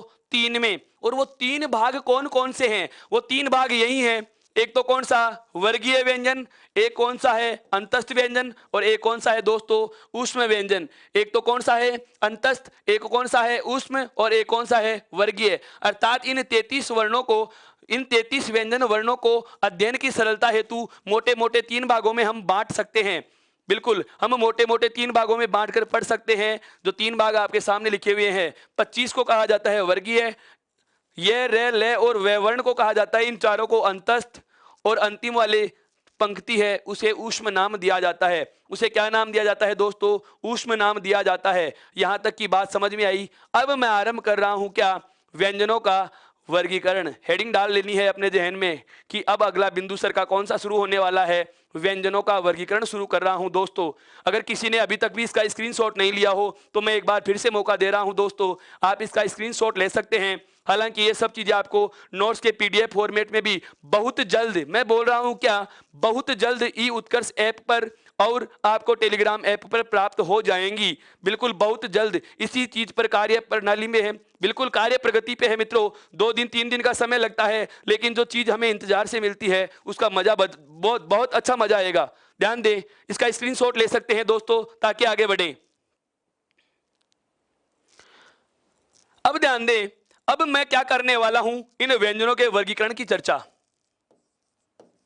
दोस्तों अगला हमारा जो पॉइंट आरंभ हो रहा है वो क्या है? व्यंजनों का वर्गीकरण। व्यंजनों का वर्गीकरण, व्यंजनों के प्रकार कितने होते हैं, व्यंजनों का वर्गीकरण कर रहा हूं दोस्तों। सबसे पहला जो साधारण वर्गीकरण था, अध्ययन की सरलता हेतु जो था, उसकी बात मैंने कर ली है, उसकी बात मैंने कर ली है। क्या साधारणतः या अध्ययन की सरलता हेतु 3 भाग हैं। कौन कौन से? सबसे पहला वर्गीय या स्पर्श, दूसरा था अंतस्थ, और तीसरा कौन सा था? ऊष्म। तीसरा कौन सा था? ऊष्म वर्ण था। अब बात आती है जो महत्वपूर्ण आधार होता है। सबसे पहला ध्यान देना, सबसे पहला जो आधार है वह तो कौन सा लिया हमने? अध्ययन की सरलता हेतु। या अध्ययन हेतु। सबसे पहला कौन सा लिया हमने? अध्ययन हेतु। कितने भाग किए दोस्तों? एक बार वापस से चर्चा में ले लेता हूं मैं इनको। कौन से लिए? 3। पहला नाम हमारे पास क्या आया? स्पर्श। दूसरा नाम हमारे पास कौन सा आया? अंतस्थ। दूसरा नाम क्या आया दोस्तों? अंतस्थ। और तीसरा नाम क्या आया दोस्तों? ऊष्म। तीसरा नाम कौन सा आया? ऊष्म। स्पर्श क्या होते हैं? सुनिए, अब आप लिखना बिल्कुल लिखना बंद कर दीजिए। मैं इनकी परिभाषाएं बता रहा हूं, शब्द से सुनने का प्रयास करें, समझने का प्रयास करें। क्या स्पर्श किसे कहा जाएगा? वे वर्ण जिन्हें बोलते समय जीभ किसी न किसी मुखावयव को स्पर्श करती है। कहां कहां स्पर्श होता है, यह अभी हम उच्चारण स्थान पढ़ेंगे, उस समय आपके सामने रख दूंगा कि कौन सा वर्ण कौन सी जगह से बोला जा रहा है। अभी केवल इतना ध्यान रखना है कि जीभ मुंह में कहीं न कहीं स्पर्श करती है, उन्हें स्पर्शी कहा जाता है। और ऐसे वर्णों की संख्या होती है 25। कौन से? कैसे, मैं तक। कौन से होते हैं दोस्तों? कैसे लेकर के मैं तक। उसके बाद में आता है क्या? अंतस्थ। उसके बाद में क्या आता है? अंतस्थ, जो अंदर ही अंदर बोले जाते हैं, जिनमें कभी स्पर्श होगा कभी स्पर्श नहीं होता। दोस्तों अंतस्थ वर्ण जो हैं वो 4 हैं, य, रे, ले और वे। इन चारों की स्थितियां अलग अलग हैं। इन चारों वर्णों की उच्चारण स्थितियां अलग अलग होती हैं। क्या क्या होती हैं? देखिए, य और व वर्ण का उच्चारण करते समय हमारी जीभ किसी मुखावयव को स्पर्श नहीं करती। य और व वर्ण का उच्चारण करते समय जीभ किसी भी मुखावयव को स्पर्श नहीं करती है, अर्थात इन दोनों वर्णों का उच्चारण करते समय जीभ को किसी प्रकार की क्रिया प्रतिक्रिया नहीं करनी पड़ रही। इन दोनों वर्णों का उच्चारण स्वरों की तरह स्वतंत्र होता है, स्वरों की तरह स्वतंत्र होता है। अतः इन दोनों वर्णों को अर्ध स्वर भी कहा जाता है। दोस्तों क्या कहा जाता है? इन दोनों वर्णों को अर्ध स्वर भी कहा जाता है। पीटीटी 2018 में पूछा गया प्रश्न है मित्रों कि अर्ध स्वरों की संख्या कितनी होती है। बीएड के प्री टेस्ट, राजस्थान बीएड के प्री टेस्ट में पूछा गया प्रश्न है। इस प्रकार के प्रश्नों की खूब चर्चा हो जाती है दोस्तों। क्या यह और वह का उच्चारण बिना जीभ की क्रिया के होता है या जीवा को हिलाने की आवश्यकता भी नहीं पड़ती? आराम आराम से इनका उच्चारण किया जा सकता है। अतः इन दोनों वर्णों को अर्ध स्वर भी कहा जाता है। रे का उच्चारण होता है जीभ में घर्षण के साथ और ले का उच्चारण जीभ के एक स्पर्श में हो जाता है। जीभ केवल एक बार मूर्धा को टच करती है। जब हम उच्चारण के आधार पर वर्णों का वर्गीकरण पढ़ेंगे तब मैं इस बारे में बहुत विस्तार से बात करूंगा। दोस्तों ऊष्म वर्ण की बात आए, अगर ऊष्म वर्ण की बात आए तो देखो दोस्तों, ऊष्म का शाब्दिक अर्थ होता है गर्म। ऊष्म का शाब्दिक अर्थ क्या होता है? गर्म। गर्म कैसे? समझिए, इन चारों वर्णों में चाहे तीनों से ले लीजिए, चाहे आपका है वर्ण ले लीजिए, तीनों सकार और एक आपका हकार, इन चारों वर्णों का उच्चारण करते समय जीभ मुंह के किसी अवयव के पास तो चली जाएगी। बहुत बारीकी से समझना, जीभ किसी मुखावयव के पास तो चली जाती है दोस्तों, लेकिन स्पर्श नहीं होता। लेकिन स्पर्श नहीं होता। इन चारों वर्णों का उच्चारण करते समय ऊष्म वाले चारों वर्ण कौन कौन से हैं? आपका कौन सा? श, श, से और है।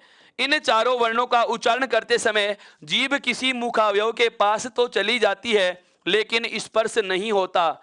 अर्थात प्राणवायु को संघर्ष करके बाहर निकलना पड़ता है, ग्रसन से बाहर निकलना पड़ता है। और कोई चीज यदि ग्रसन करती है, कोई चीज यदि दोस्तों ग्रसन करती है तो गर्म हो जाती है। जैसे हम किसी दीवार से हमारी अंगुली को ग्रसन कराते हैं तो त्वचा का बाहरी हिस्सा गर्म हो जाता है। दोस्तों लगातार ग्रसन कराएंगे तो गर्म हो जाता है। माना जाता है कि हवा भी 2 भागों के मध्य दबकर बाहर आती है, बिछकर बाहर आती है, अतः गर्म हो जाती है। इसलिए इन्हें ऊष्म वर्ण कहा जाता है, ऊष्म व्यंजन कहा जाता है। यह बात आराम से समझ में आ चुकी हो तो आप आगे बढ़ने की, मुझे बिल्कुल आगे बढ़ने की अनुमति प्रदान करें। इसका स्क्रीनशॉट लें ताकि आगे वाला विभाजन पढ़ सकें।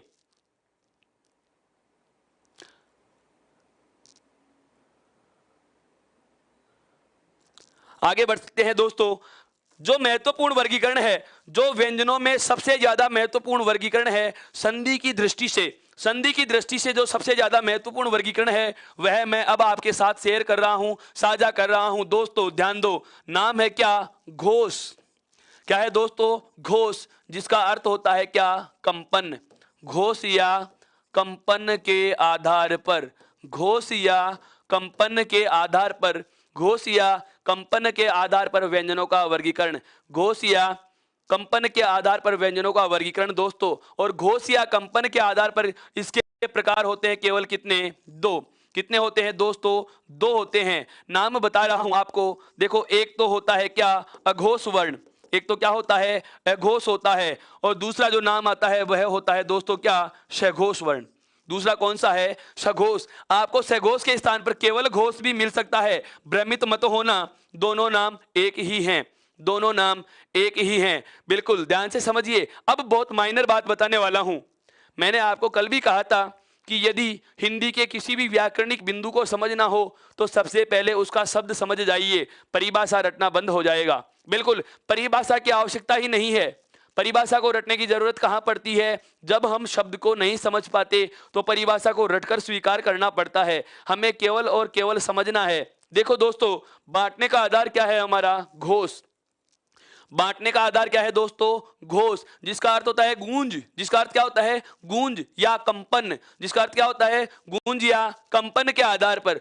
अब घोष बांटने का आधार है। यहां पर देखिए, इस शब्द का अगर मैं शाब्दिक विच्छेद करूं तो ए के साथ में क्या जुड़ा हुआ है दोस्तों? घोष जुड़ा हुआ है। इधर क्या जुड़ा हुआ है? से के साथ में घोष जुड़ा हुआ है।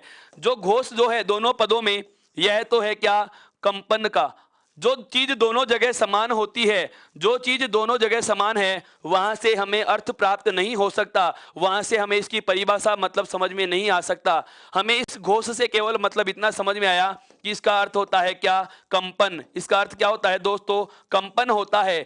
लेकिन यहां पर ध्यान दीजिए, ये ए उपसर्ग जुड़ा हुआ है और यह से उपसर्ग जुड़ा हुआ है दोस्तों। और इस उपसर्ग से ही हम इनका अर्थ निकाल लेंगे। क्या ए उपसर्ग का प्रयोग होता है दोस्तों? नहीं के अर्थ में। ए उपसर्ग का प्रयोग कहां होता है दोस्तों? नहीं के अर्थ में। और से उपसर्ग का प्रयोग होता है दोस्तों साथ में, या आप कह सकते हो सहित के अर्थ में। किसमें होता है दोस्तों? साथ में के अर्थ में या सहित के अर्थ में। वापस से सुनना, घोष या कंपन या गूंज के आधार पर, घोष कंपन या गूंज के आधार पर व्यंजनों के दो प्रकार होंगे, एक अघोष व्यंजन और एक सघोष व्यंजन। अघोष व्यंजन क्या होगा? जिसमें कंपन नहीं है, जिसमें दोस्तों कंपन नहीं है। और सघोष क्या होगा? जिसमें कंपन साथ में होता है, अर्थात जो कंपन के सहित होते हैं। कंपन सहित का मतलब क्या है? कि यदि किसी वर्ण को हम बोलते हैं, यदि किसी वर्ण को हम उच्चारित करते हैं तो हमारी आवाज कंपन करती है, हमारी आवाज कंपन करती है। अब कुछ वर्ण ऐसे हैं जिनमें कंपन ज्यादा होता है। कुछ वर्ण ऐसे हैं, व्यंजन वर्ण ऐसे हैं जिनमें कंपन ज्यादा होता है। कुछ वर्ण ऐसे हैं जिनमें कंपन कम होता है या नहीं होता। जिनमें कंपन कम होता है या नहीं होता उन्हें कहा जाता है दोस्तों अघोष। उन्हें क्या कहा जाता है दोस्तों? अघोष कहा जाता है। और जिनमें कंपन होता है दोस्तों, उसे क्या कहा जाता है? इसे क्या कहा जाता है दोस्तों? सघोष कहा जाता है। जो कंपन सहित उच्चारित होते हैं दोस्तों, किसी एक पुस्तक में ये सारी सामग्रियां नहीं मिलेंगी। बहुत बार मेरे मित्रों ने मुझे यह भी पूछा है कि सर हिंदी की सबसे बेस्ट पुस्तक कौन सी होगी व्याकरण के दृष्टिकोण से। मैं आपको कहूंगा मित्रों, एक आप बिल्कुल और फैक्ट फाइल पढ़ने के लिए एक आप साधारण सी सामान्य सी पुस्तक जो बहुत कम ही मूल्य में मिल जाती है, एक एनसीईआरटी सब अध्ययन करते हैं। लेकिन आपको मैं कहूंगा कि ई उत्कर्ष ऐप को इंस्टॉल कीजिए, वहां से आपको पढ़ने की वेद और बिल्कुल सटीक सामग्री प्राप्त होगी दोस्तों। आश्चर्य होगा, जिसमें एक नहीं, दो नहीं, 10 नहीं, 15-20 किताबों का समागम आपके सामने मैं रखने वाला हूं। बहुत अलग तरीके से आपके सामने व्याकरण होगी, बहुत अलग तरीके से आपके सामने प्रश्न होंगे और जो एक परीक्षा के स्तर के अनुकूल होंगे। उस चीज को प्राप्त करना है तो टेलीग्राम ऐप को ज्वाइन कीजिए, ई उत्कर्ष ऐप को इंस्टॉल कीजिए। अब आप विश्वास कर सकते हैं कि अगर मैं इतना अच्छा पढ़ा रहा हूं, आपके बहुत अच्छे से समझ में आ रहा है, तो लेखन कैसा होगा, मैटर कैसा दूंगा, नोट्स कैसे मिलेंगे। तो आपको ई उत्कर्ष ऐप को इंस्टॉल करना होगा दोस्तों। चैनल को सब्सक्राइब कीजिए ताकि लगातार आप मेरी कक्षा का आनंद उठा सकें। ध्यान दें, हमें पता चल चुका घोष के आधार पर दो प्रकार हैं, एक अघोष हो गया, दूसरा सघोष हो गया। अघोष वह होगा जिसमें गूंज या कंपन नहीं होता है या कम होता है, दोनों चीजें बता रहा हूं। या तो होगा ही नहीं और होगा तो बहुत कम होगा, न के बराबर होगा। और सघोष किसे कहा जाएगा? जिसमें कंपन, घोष या गूंज ज्यादा होता है, जो कंपन सहित उच्चारित होते हैं। अब बात आती है क्या सर कौन से अघोष हैं, कौन से सहघोष हैं, कौन से अघोष हैं और कौन से सहघोष हैं। हम बात करने वाले हैं दोस्तों अघोष और सहघोष कौन कौन से होते हैं। देखिए अभी मैंने आपको एक तरीका बताया था। हमें पता होना चाहिए कि वर्ग कितने हैं, 5। वर्ग कितने हैं, 5। क, च, ट, त और प। इन पांचों वर्गों के 25 वर्ण होते हैं, अर्थात प्रत्येक वर्ग में कितने ते वर्ण होते हैं दोस्तों, 5 वर्ण होते हैं। इसके अलावा 2 वर्ग और आए थे, एक आया था अंतस्थ वर्ग और एक आया था कौन सा दोस्तों, ऊष्म वर्ग। एक आया था अंतस्थ और एक आया था कौन सा, ऊष्म वर्ग आया था। अब बात करता हूं अघोष वर्ण कौन कौन से होंगे। अब बात करता हूं मैं क्या अघोष वर्ण कौन कौन से होंगे दोस्तों। अब ध्यान देना, मैं यहां लिख रहा हूं, जरा समझने का प्रयास करना। 1 व 2 कुछ समझ में आया क्या? 1 व 2 का मतलब क्या है दोस्तों, प्रत्येक वर्ग का इसको थोड़ा और परिभाषा के शब्दों में लिख सकते हैं। आपकी सुविधा के लिए थोड़ा और परिभाषा के शब्दों में लिख रहा हूं मैं, क्या प्रत्येक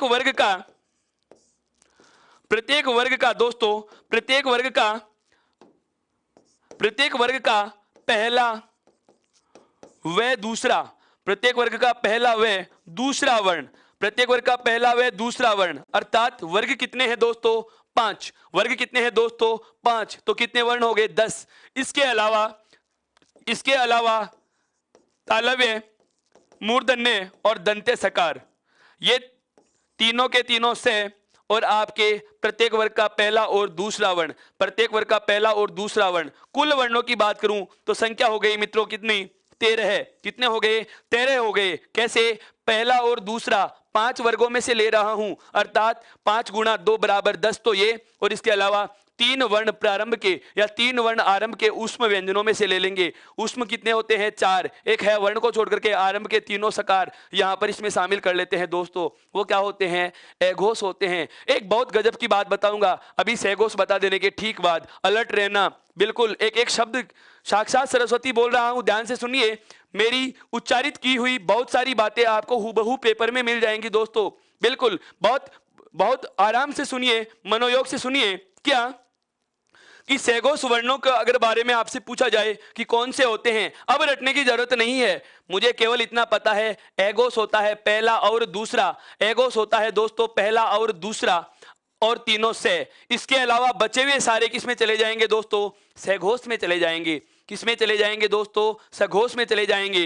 देखिए सहघोष में कौन कौन से आएंगे। अब मैं इसका शॉर्ट फॉर्म लिखूंगा, 3, 4 और 5, अर्थात प्रत्येक वर्ग का तीसरा, चौथा और पांचवा। क्यों, क्योंकि पहला और दूसरा हमने यहां ले लिया है। 5 तिया 15 वर्ण हो चुके। इसके अलावा सभी अंतस्थ हैं, ये, रे, ले और वे, और एक आपका ऊष्म वर्ण कौन सा है। ये पांचों भी किस में आते हैं दोस्तों, सघोष में आते हैं। किस में आते हैं दोस्तों, सघोष में आते हैं। यहां पर एक काम की बात और याद रखनी है, क्या, यदि स्वरों के बारे में पूछ लिया जाए तो सभी स्वर भी क्या होते हैं दोस्तों, सभी स्वर भी क्या होते हैं, सभी स्वर भी सघोष होते हैं दोस्तों। सभी स्वर भी क्या होते हैं, सघोष होते हैं। सभी स्वर भी क्या होते हैं दोस्तों, सहघोष होते हैं। यह बात बहुत अच्छे से आपके क्लियर हो चुकी है। अब मैं इससे जुड़ी हुई बात जो बताने वाला हूं, जहां से हमें आगे आने वाले बिंदुओं को बहुत ही ज्यादा सहूलियत होगी समझने में। क्या कि जो विसर्ग संधि होती है वह केवल इन 2 नामों पे चलती है मित्रों। विसर्ग जो संधि होती है वह केवल इन 2 नामों पे चलती है, क्या, अघोष पे और सहघोष पे। संस्कृत में जो विसर्ग संधि के 3 प्रकार होते हैं, संस्कृत में विसर्ग संधि के जो 3 प्रकार होते हैं, नाम जरा मैं आपके सामने रख रहा हूं, कौन से, सत्व विसर्ग संधि, उत्व विसर्ग संधि और ऋतु विसर्ग संधि। सत्व विसर्ग संधि, उत्व विसर्ग संधि और ऋतु विसर्ग संधि, केवल 3 नाम है आपके सामने। तो ध्यान देना, अघोष के योग में होती है सत्व और सहघोष में होती है उत्व और ऋत्व।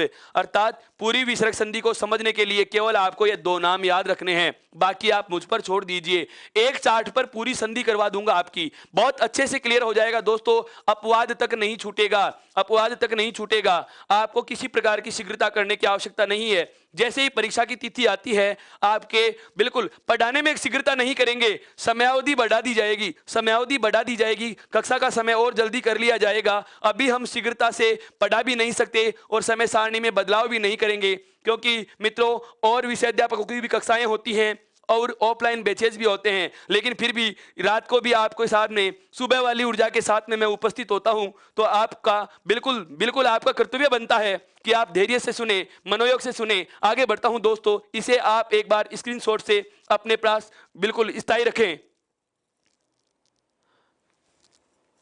यह कौन सा वर्गीकरण था दोस्तों? यह कौन सा वर्गीकरण था? घोष या कंपन के आधार पर। अब ले रहा हूं अगला प्रकार। अब ले रहा हूं दोस्तों मैं इनको बांटने का तीसरा आधार, बहुत ही अच्छा है। नाम देखो क्या है उसका, प्राणवायु। प्राणवायु विज्ञान विषय का कोई मित्र मेरा जो इसे देख रहा है, ध्यान से सुनना। प्राणवायु का मतलब वास्तव में विज्ञान में हम ऑक्सीजन से लेते हैं, और ऑक्सीजन श्वास के अंदर ली जा रही है। यहां पर मैं प्राणवायु का संदर्भ ले रहा हूं दोस्तों, सवाल आपके जहन में नहीं आना चाहिए। प्राणवायु का मतलब यहां हिंदी में लिया जा रहा है, वर्णों के वर्गीकरण के संदर्भ में लिया जा रहा है, किसी वर्ण को बोलते समय मुंह से निकलने वाली हवा, मुंह से बाहर निकलने वाली हवा, अर्थात मुंह से बाहर निकलने वाली वायु, मुंह से बाहर निकलने वाली वायु। जब हम किसी भी वर्ण ध्वनि का उच्चारण करते हैं, जब हम किसी भी वर्ण ध्वनि का उच्चारण करते हैं, तो आवाज के साथ साथ हवा भी बाहर आती है। आवाज के साथ साथ हवा भी बाहर आती है। आवाज के साथ साथ हवा भी बाहर आती है। उसे हम प्राणवायु के आधार पर वर्णों का वर्गीकरण नाम दे देते हैं दोस्तों। और ध्यान दें, इसके आधार पर, प्राणवायु के आधार पर वर्णों के प्रकार कितने होंगे? दो।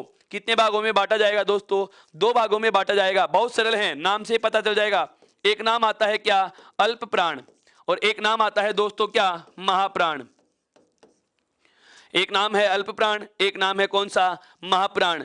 अल्प प्राण और महाप्राण, इस शब्द को यदि हम विच्छेदित करते हैं, शाब्दिक विच्छेद किया जाए, तो इसका होता है अल्प योग प्राण। इसका क्या टुकड़ा हो रहा है? अल्प योग प्राण। और यहां पर है महाविशेषण, और उसके बाद में क्या है?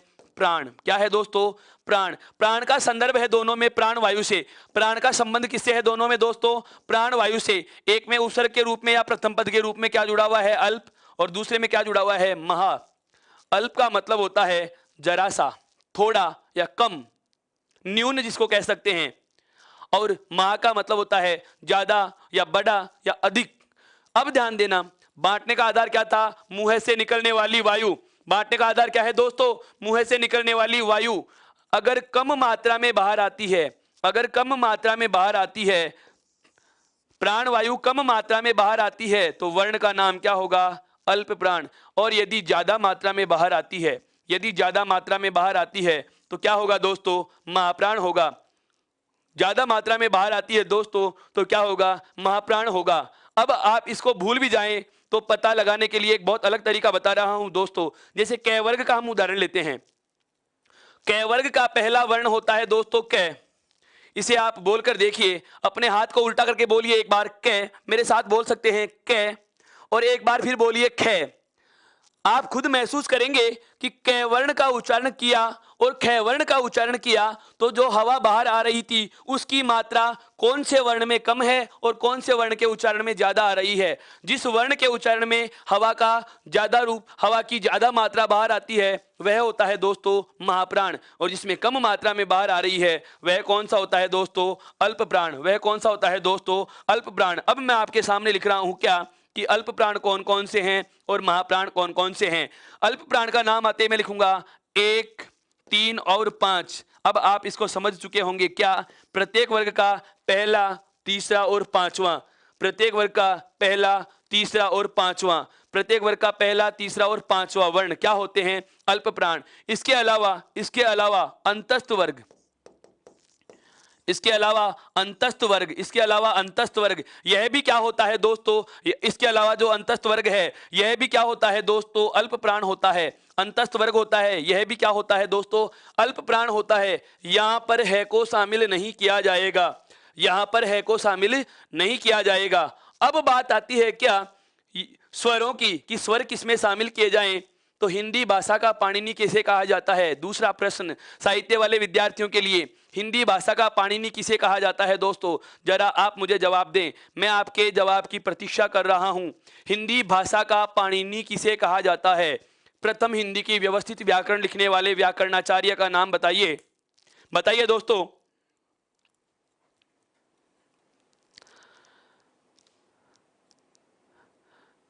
हिंदी भाषा की प्रथम व्यवस्थित व्याकरण लिखने वाले हेमचंद्र का नाम मत लेना दोस्तों। हेमचंद्र ने अपभ्रंश की व्याकरण लिखी थी शब्दानुशासन के नाम से। उन्हें बिल्कुल बिल्कुल उन्हें अपभ्रंश का पाणिनि कहा जाता है। मित्रों साहित्य में पढ़ते हैं अपभ्रंश भाषा हिंदी से ठीक पहला भाग है, हिंदी से ठीक पूर्व की भाषा अपभ्रंश है। और अपभ्रंश हम आदिकाल में पढ़ते हैं, साहित्य के आदिकाल में पढ़ते हैं, वहां पर हेमचंद्र के नाम से हम कहते हैं कि इन्हें अपभ्रंश का पाणिनि कहा जाता है दोस्तों। लेकिन हिंदी के पाणिनि का नाम आए तो व्यक्ति का नाम है कामता प्रसाद गुरु। व्यक्ति का नाम क्या है दोस्तों? कामता प्रसाद गुरु। क्या नाम है दोस्तों? कामता प्रसाद गुरु। ध्यान देना, बिल्कुल शोभाराम जी का जवाब बहुत सही है। व्यक्ति का नाम क्या है दोस्तों? कामता प्रसाद गुरु। मैं लिख देता हूं आपकी सुविधा के लिए इधर, कामता प्रसाद गुरु। और इस कामता प्रसाद गुरु ने ही सर्वप्रथम यह कहा था क्या कि सभी स्वर क्या होते हैं? अल्प प्राण होते हैं दोस्तों। सभी स्वर क्या होते हैं? अल्प प्राण होते हैं। सभी स्वर क्या होते हैं दोस्तों? अल्प प्राण होते हैं। तथ्य के साथ आपको हिंदी पढ़ने को मिल रही है, आनंद लीजिए इस बात का, आनंद लीजिए इस बात का। बिल्कुल पतंजलि ने योग सूत्र की रचना की थी दोस्तों, अभी अभी गया है योग दिवस 21 जून। ध्यान देना, यहां पर ध्यान देने वाली बात क्या है? अल्प प्राण की बात कर रहे हैं। अल्प प्राण वर्णों की संख्या पूछी जाती है, कितने होंगे दोस्तों? देखो 11 तो क्या होते हैं? स्वर। 4 आपके अंतस्थ और 15 आपके वर्गीय। 15 और 4 19 और 11 कुल कितने होते हैं दोस्तों? 30। 30 वर्ण होते हैं हिंदी में क्या? अल्प प्राण। 30 वर्ण क्या होते हैं हिंदी में आपके दोस्तों? अल्प प्राण होते हैं। क्या होते हैं? अल्प प्राण होते हैं। अब बात आती है महाप्राण वर्णों की। तो महाप्राण में देखिए वर्गीय में पहला, तीसरा और पांचवा आ चुका, तो दूसरा और चौथा वर्ण, दूसरा और चौथा, और इसके अलावा सारे के सारे ऊष्म व्यंजन, सारे के सारे ऊष्म व्यंजन, यह क्या होते हैं? महाप्राण होते हैं। 5 दूनी 10 और 4 ऊष्म व्यंजन, अर्थात कुल संख्या कितनी होती है दोस्तों? 14 होती है। कितनी होती है दोस्तों? 14 होती है। इससे ठीक पहले वाले तथ्य की बात करते हैं। एगोस और सेगोस में एगोस की संख्या 13 होती है, लेकिन यहां पर है को और शामिल कर लेने की वजह से सेगोस की संख्या 31 होती है। यहां पर एनसीईआरटी की पुस्तक में जो एक मुद्रण की गलती है उस पर भी मैं प्रकाश डाल दूं। अगर आप एनसीईआरटी का पुराना वाला संस्करण पढ़ते हैं तो उसमें एक लाइन लिखी आती है सेगोस वर्णों की संख्या 30 होगी। अगर एनसीईआरटी का कोई मेरा मित्र पुराने वाला संस्करण पढ़ता है तो ध्यान देना, उसमें एक लाइन आती है सघोष वर्णों की संख्या 30 होती है दोस्तों। लेकिन यदि आप उनको 1 2 3 4 ऐसे गिनोगे तो 31 आएगी। वो केवल मुद्रण की गलती है। आप उसे कल आकर के ये न कह दें कि सर मैंने तो 30 पढ़ा है, 30 ही होंगे। कितने होते हैं? 31 होते हैं। अब बात करते हैं हम अपने अगले तथ्य पे। दोनों चीजें हमें पता चल चुकी। क्या साधारण वर्गीकरण क्या होता है? घोष, गूंज या कंपन के आधार पर क्या प्रकार होंगे? प्राणवायु या मुंह से निकलने वाली हवा के आधार पर क्या प्रकार होंगे? अब ले रहा हूं दोस्तों बहुत ही महत्वपूर्ण विभाजन, क्या? उच्चारण के आधार पर। इनका वर्गीकरण ले रहे हैं दोस्तों, किसके आधार पर? उच्चारण के आधार पर।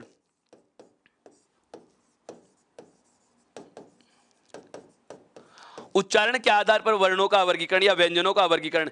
दोस्तों यहां पर भी ध्यान दे लेना, यहां पर भी ध्यान दे लेना, उच्चारण स्थान चीज अलग है। उच्चारण स्थान चीज अलग है। मैं केवल ले रहा हूं उच्चारण के आधार पर। उच्चारण का मतलब होता है बोलना। उच्चारण का मतलब क्या होता है दोस्तों? बोलना। इसके ठीक बाद हम एक तथ्य पे चर्चा करेंगे, वह होगा कौन सा? उच्चारण स्थान।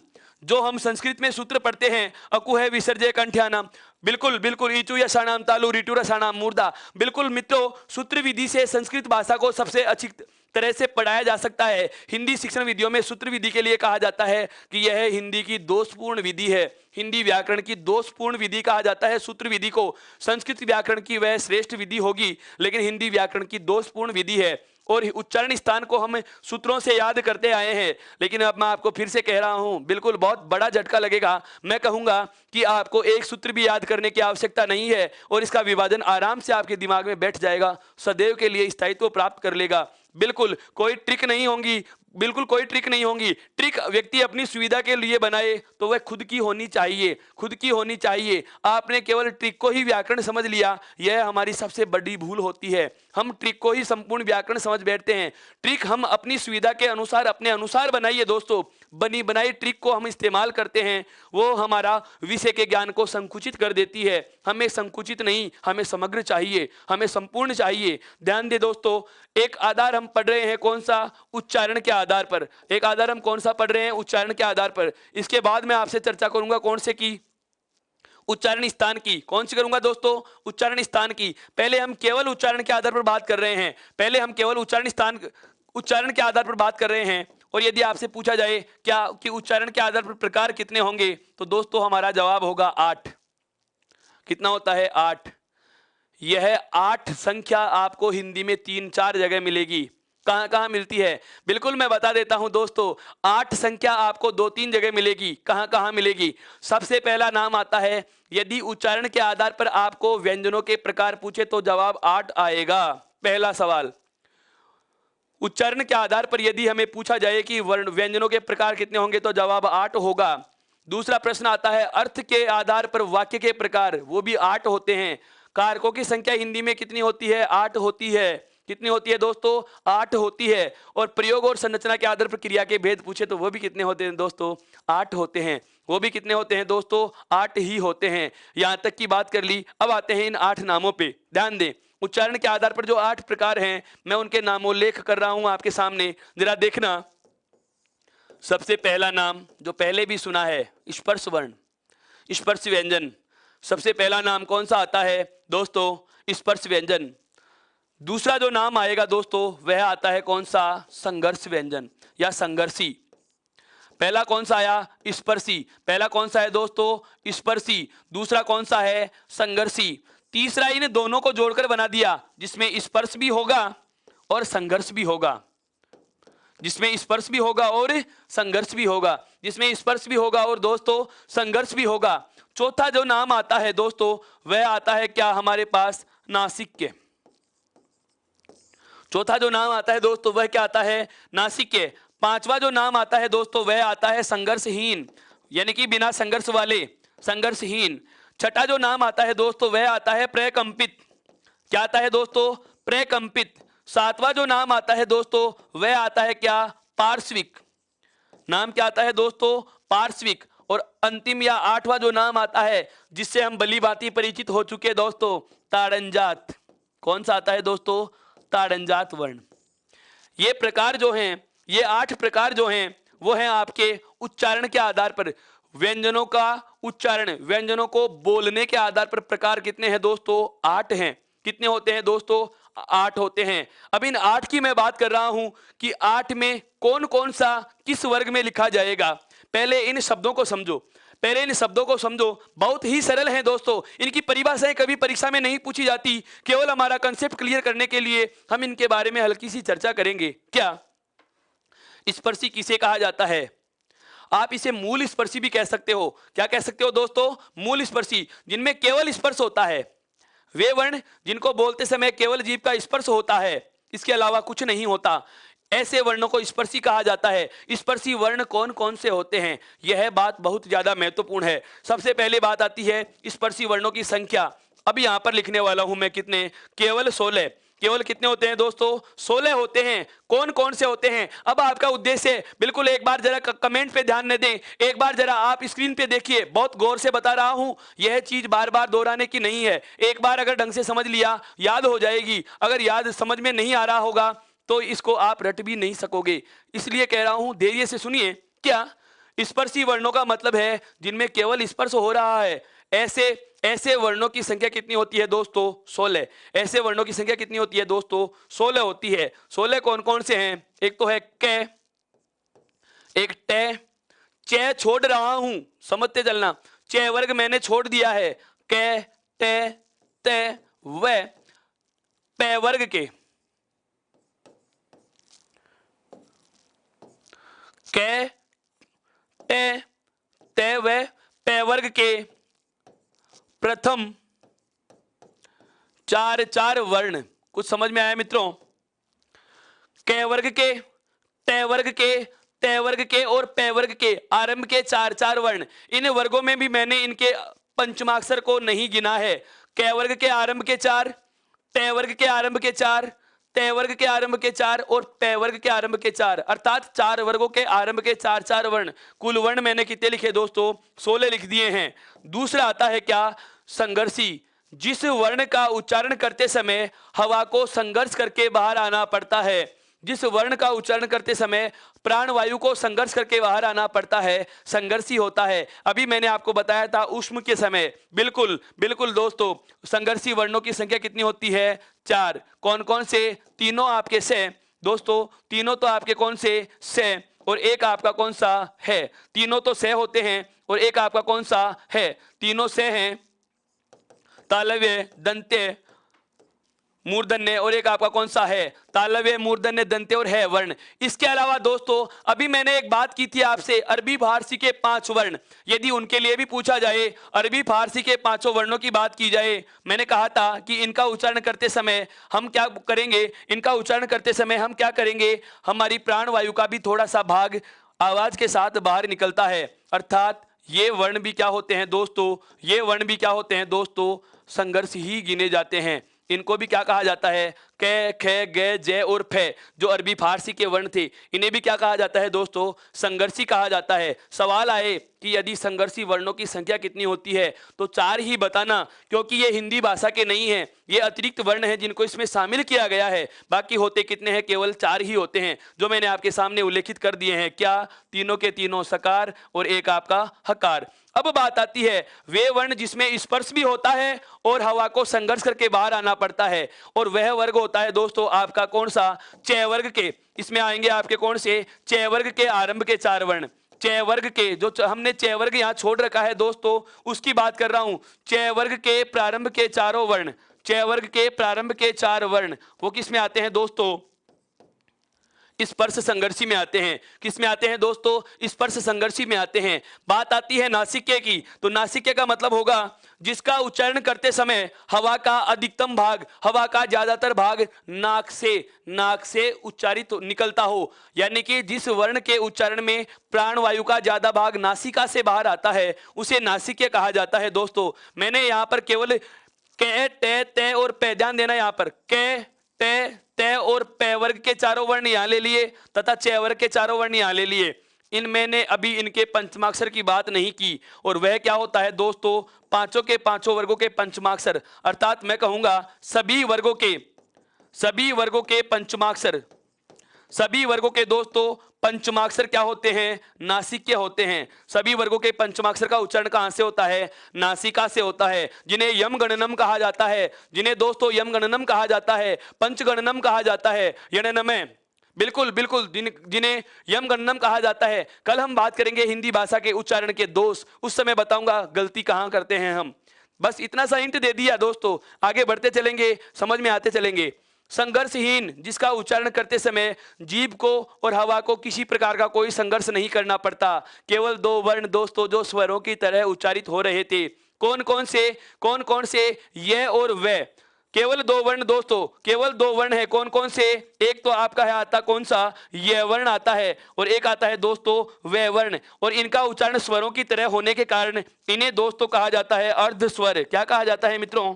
अर्ध स्वर कहा जाता है। फिर आता है कौन सा? प्रकंपित। प्रकंपित का अर्थ होता है घर्षण वाला वर्ण, लुंठित वर्ण जिसको कहते हैं। ऐसा वर्ण जिसका उच्चारण करते समय जीभ मुंह में घर्षण करती है, रगड़ खाती है जिसमें, और एकमात्र वर्ण होता है दोस्तों, केवल एक वर्ण होता है आपका कौन सा? रे वर्ण होता है। कौन सा होता है दोस्तों? रे वर्ण होता है, जिसे क्या कहा जाता है? प्रकंपित कहा जाता है। उसके बाद आता है दोस्तों पार्श्विक। पार्श्विक जो शब्द है, 1 मिनट के लिए ध्यान दें। पार्श्विक जो शब्द है दोस्तों पार्श्व से बनता है, जिसका शाब्दिक अर्थ होता है क्या? बगल या किनारा। जिसका शाब्दिक अर्थ क्या होता है मित्रों? बगल या किनारा। मेरा कहने का मतलब यह है कि वे वर्ण जिसका उच्चारण करते समय जीभ का अग्रभाग मसूड़ों पे चला जाता है, मसूड़ों को स्पर्श कर लेता है, और हवा किनारों से बाहर आती है, प्राणवायु साइडों से बाहर निकलती है, बगल से बाहर निकलती है। एकमात्र वर्ण कौन सा है? ले।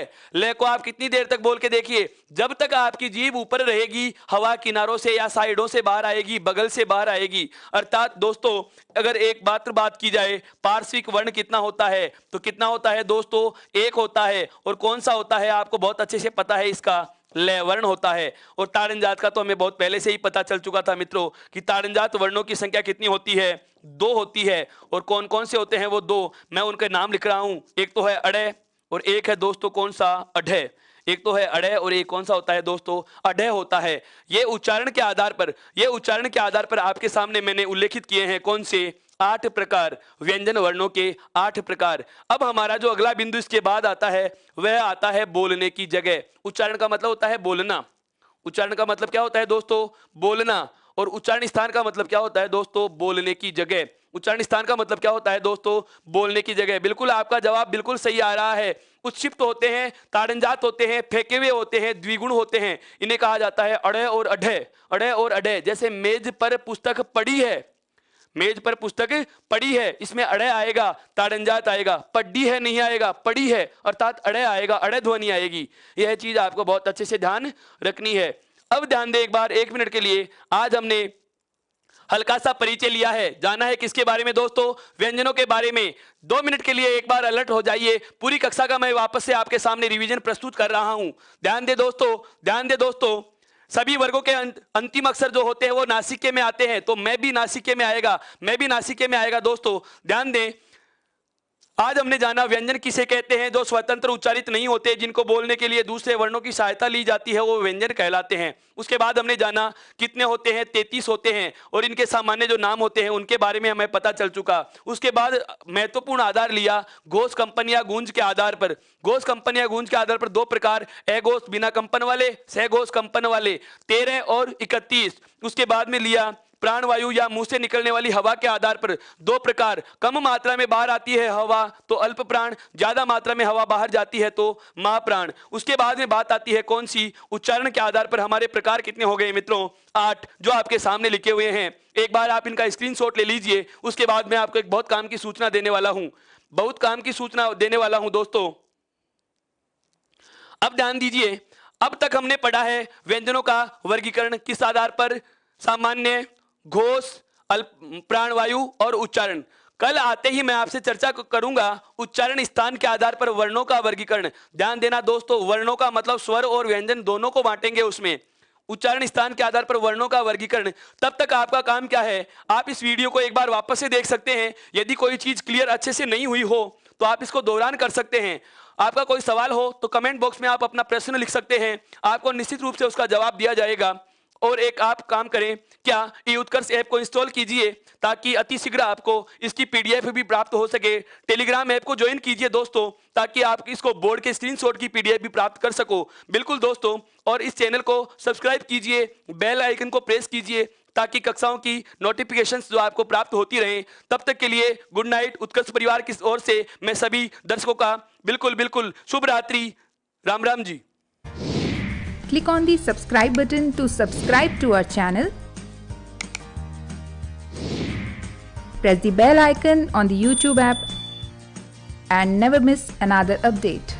Download eUtkarsh app from Google Play Store. eUtkarsh app is one-stop solution for your competitive exam preparation with lots of unique and amazing features like create your own custom test, add YouTube videos in app library, add web reference link for quick revision, make your own custom flashcards. For each chapter, you can give online test and analyze your performance. So download eUtkarsh app now.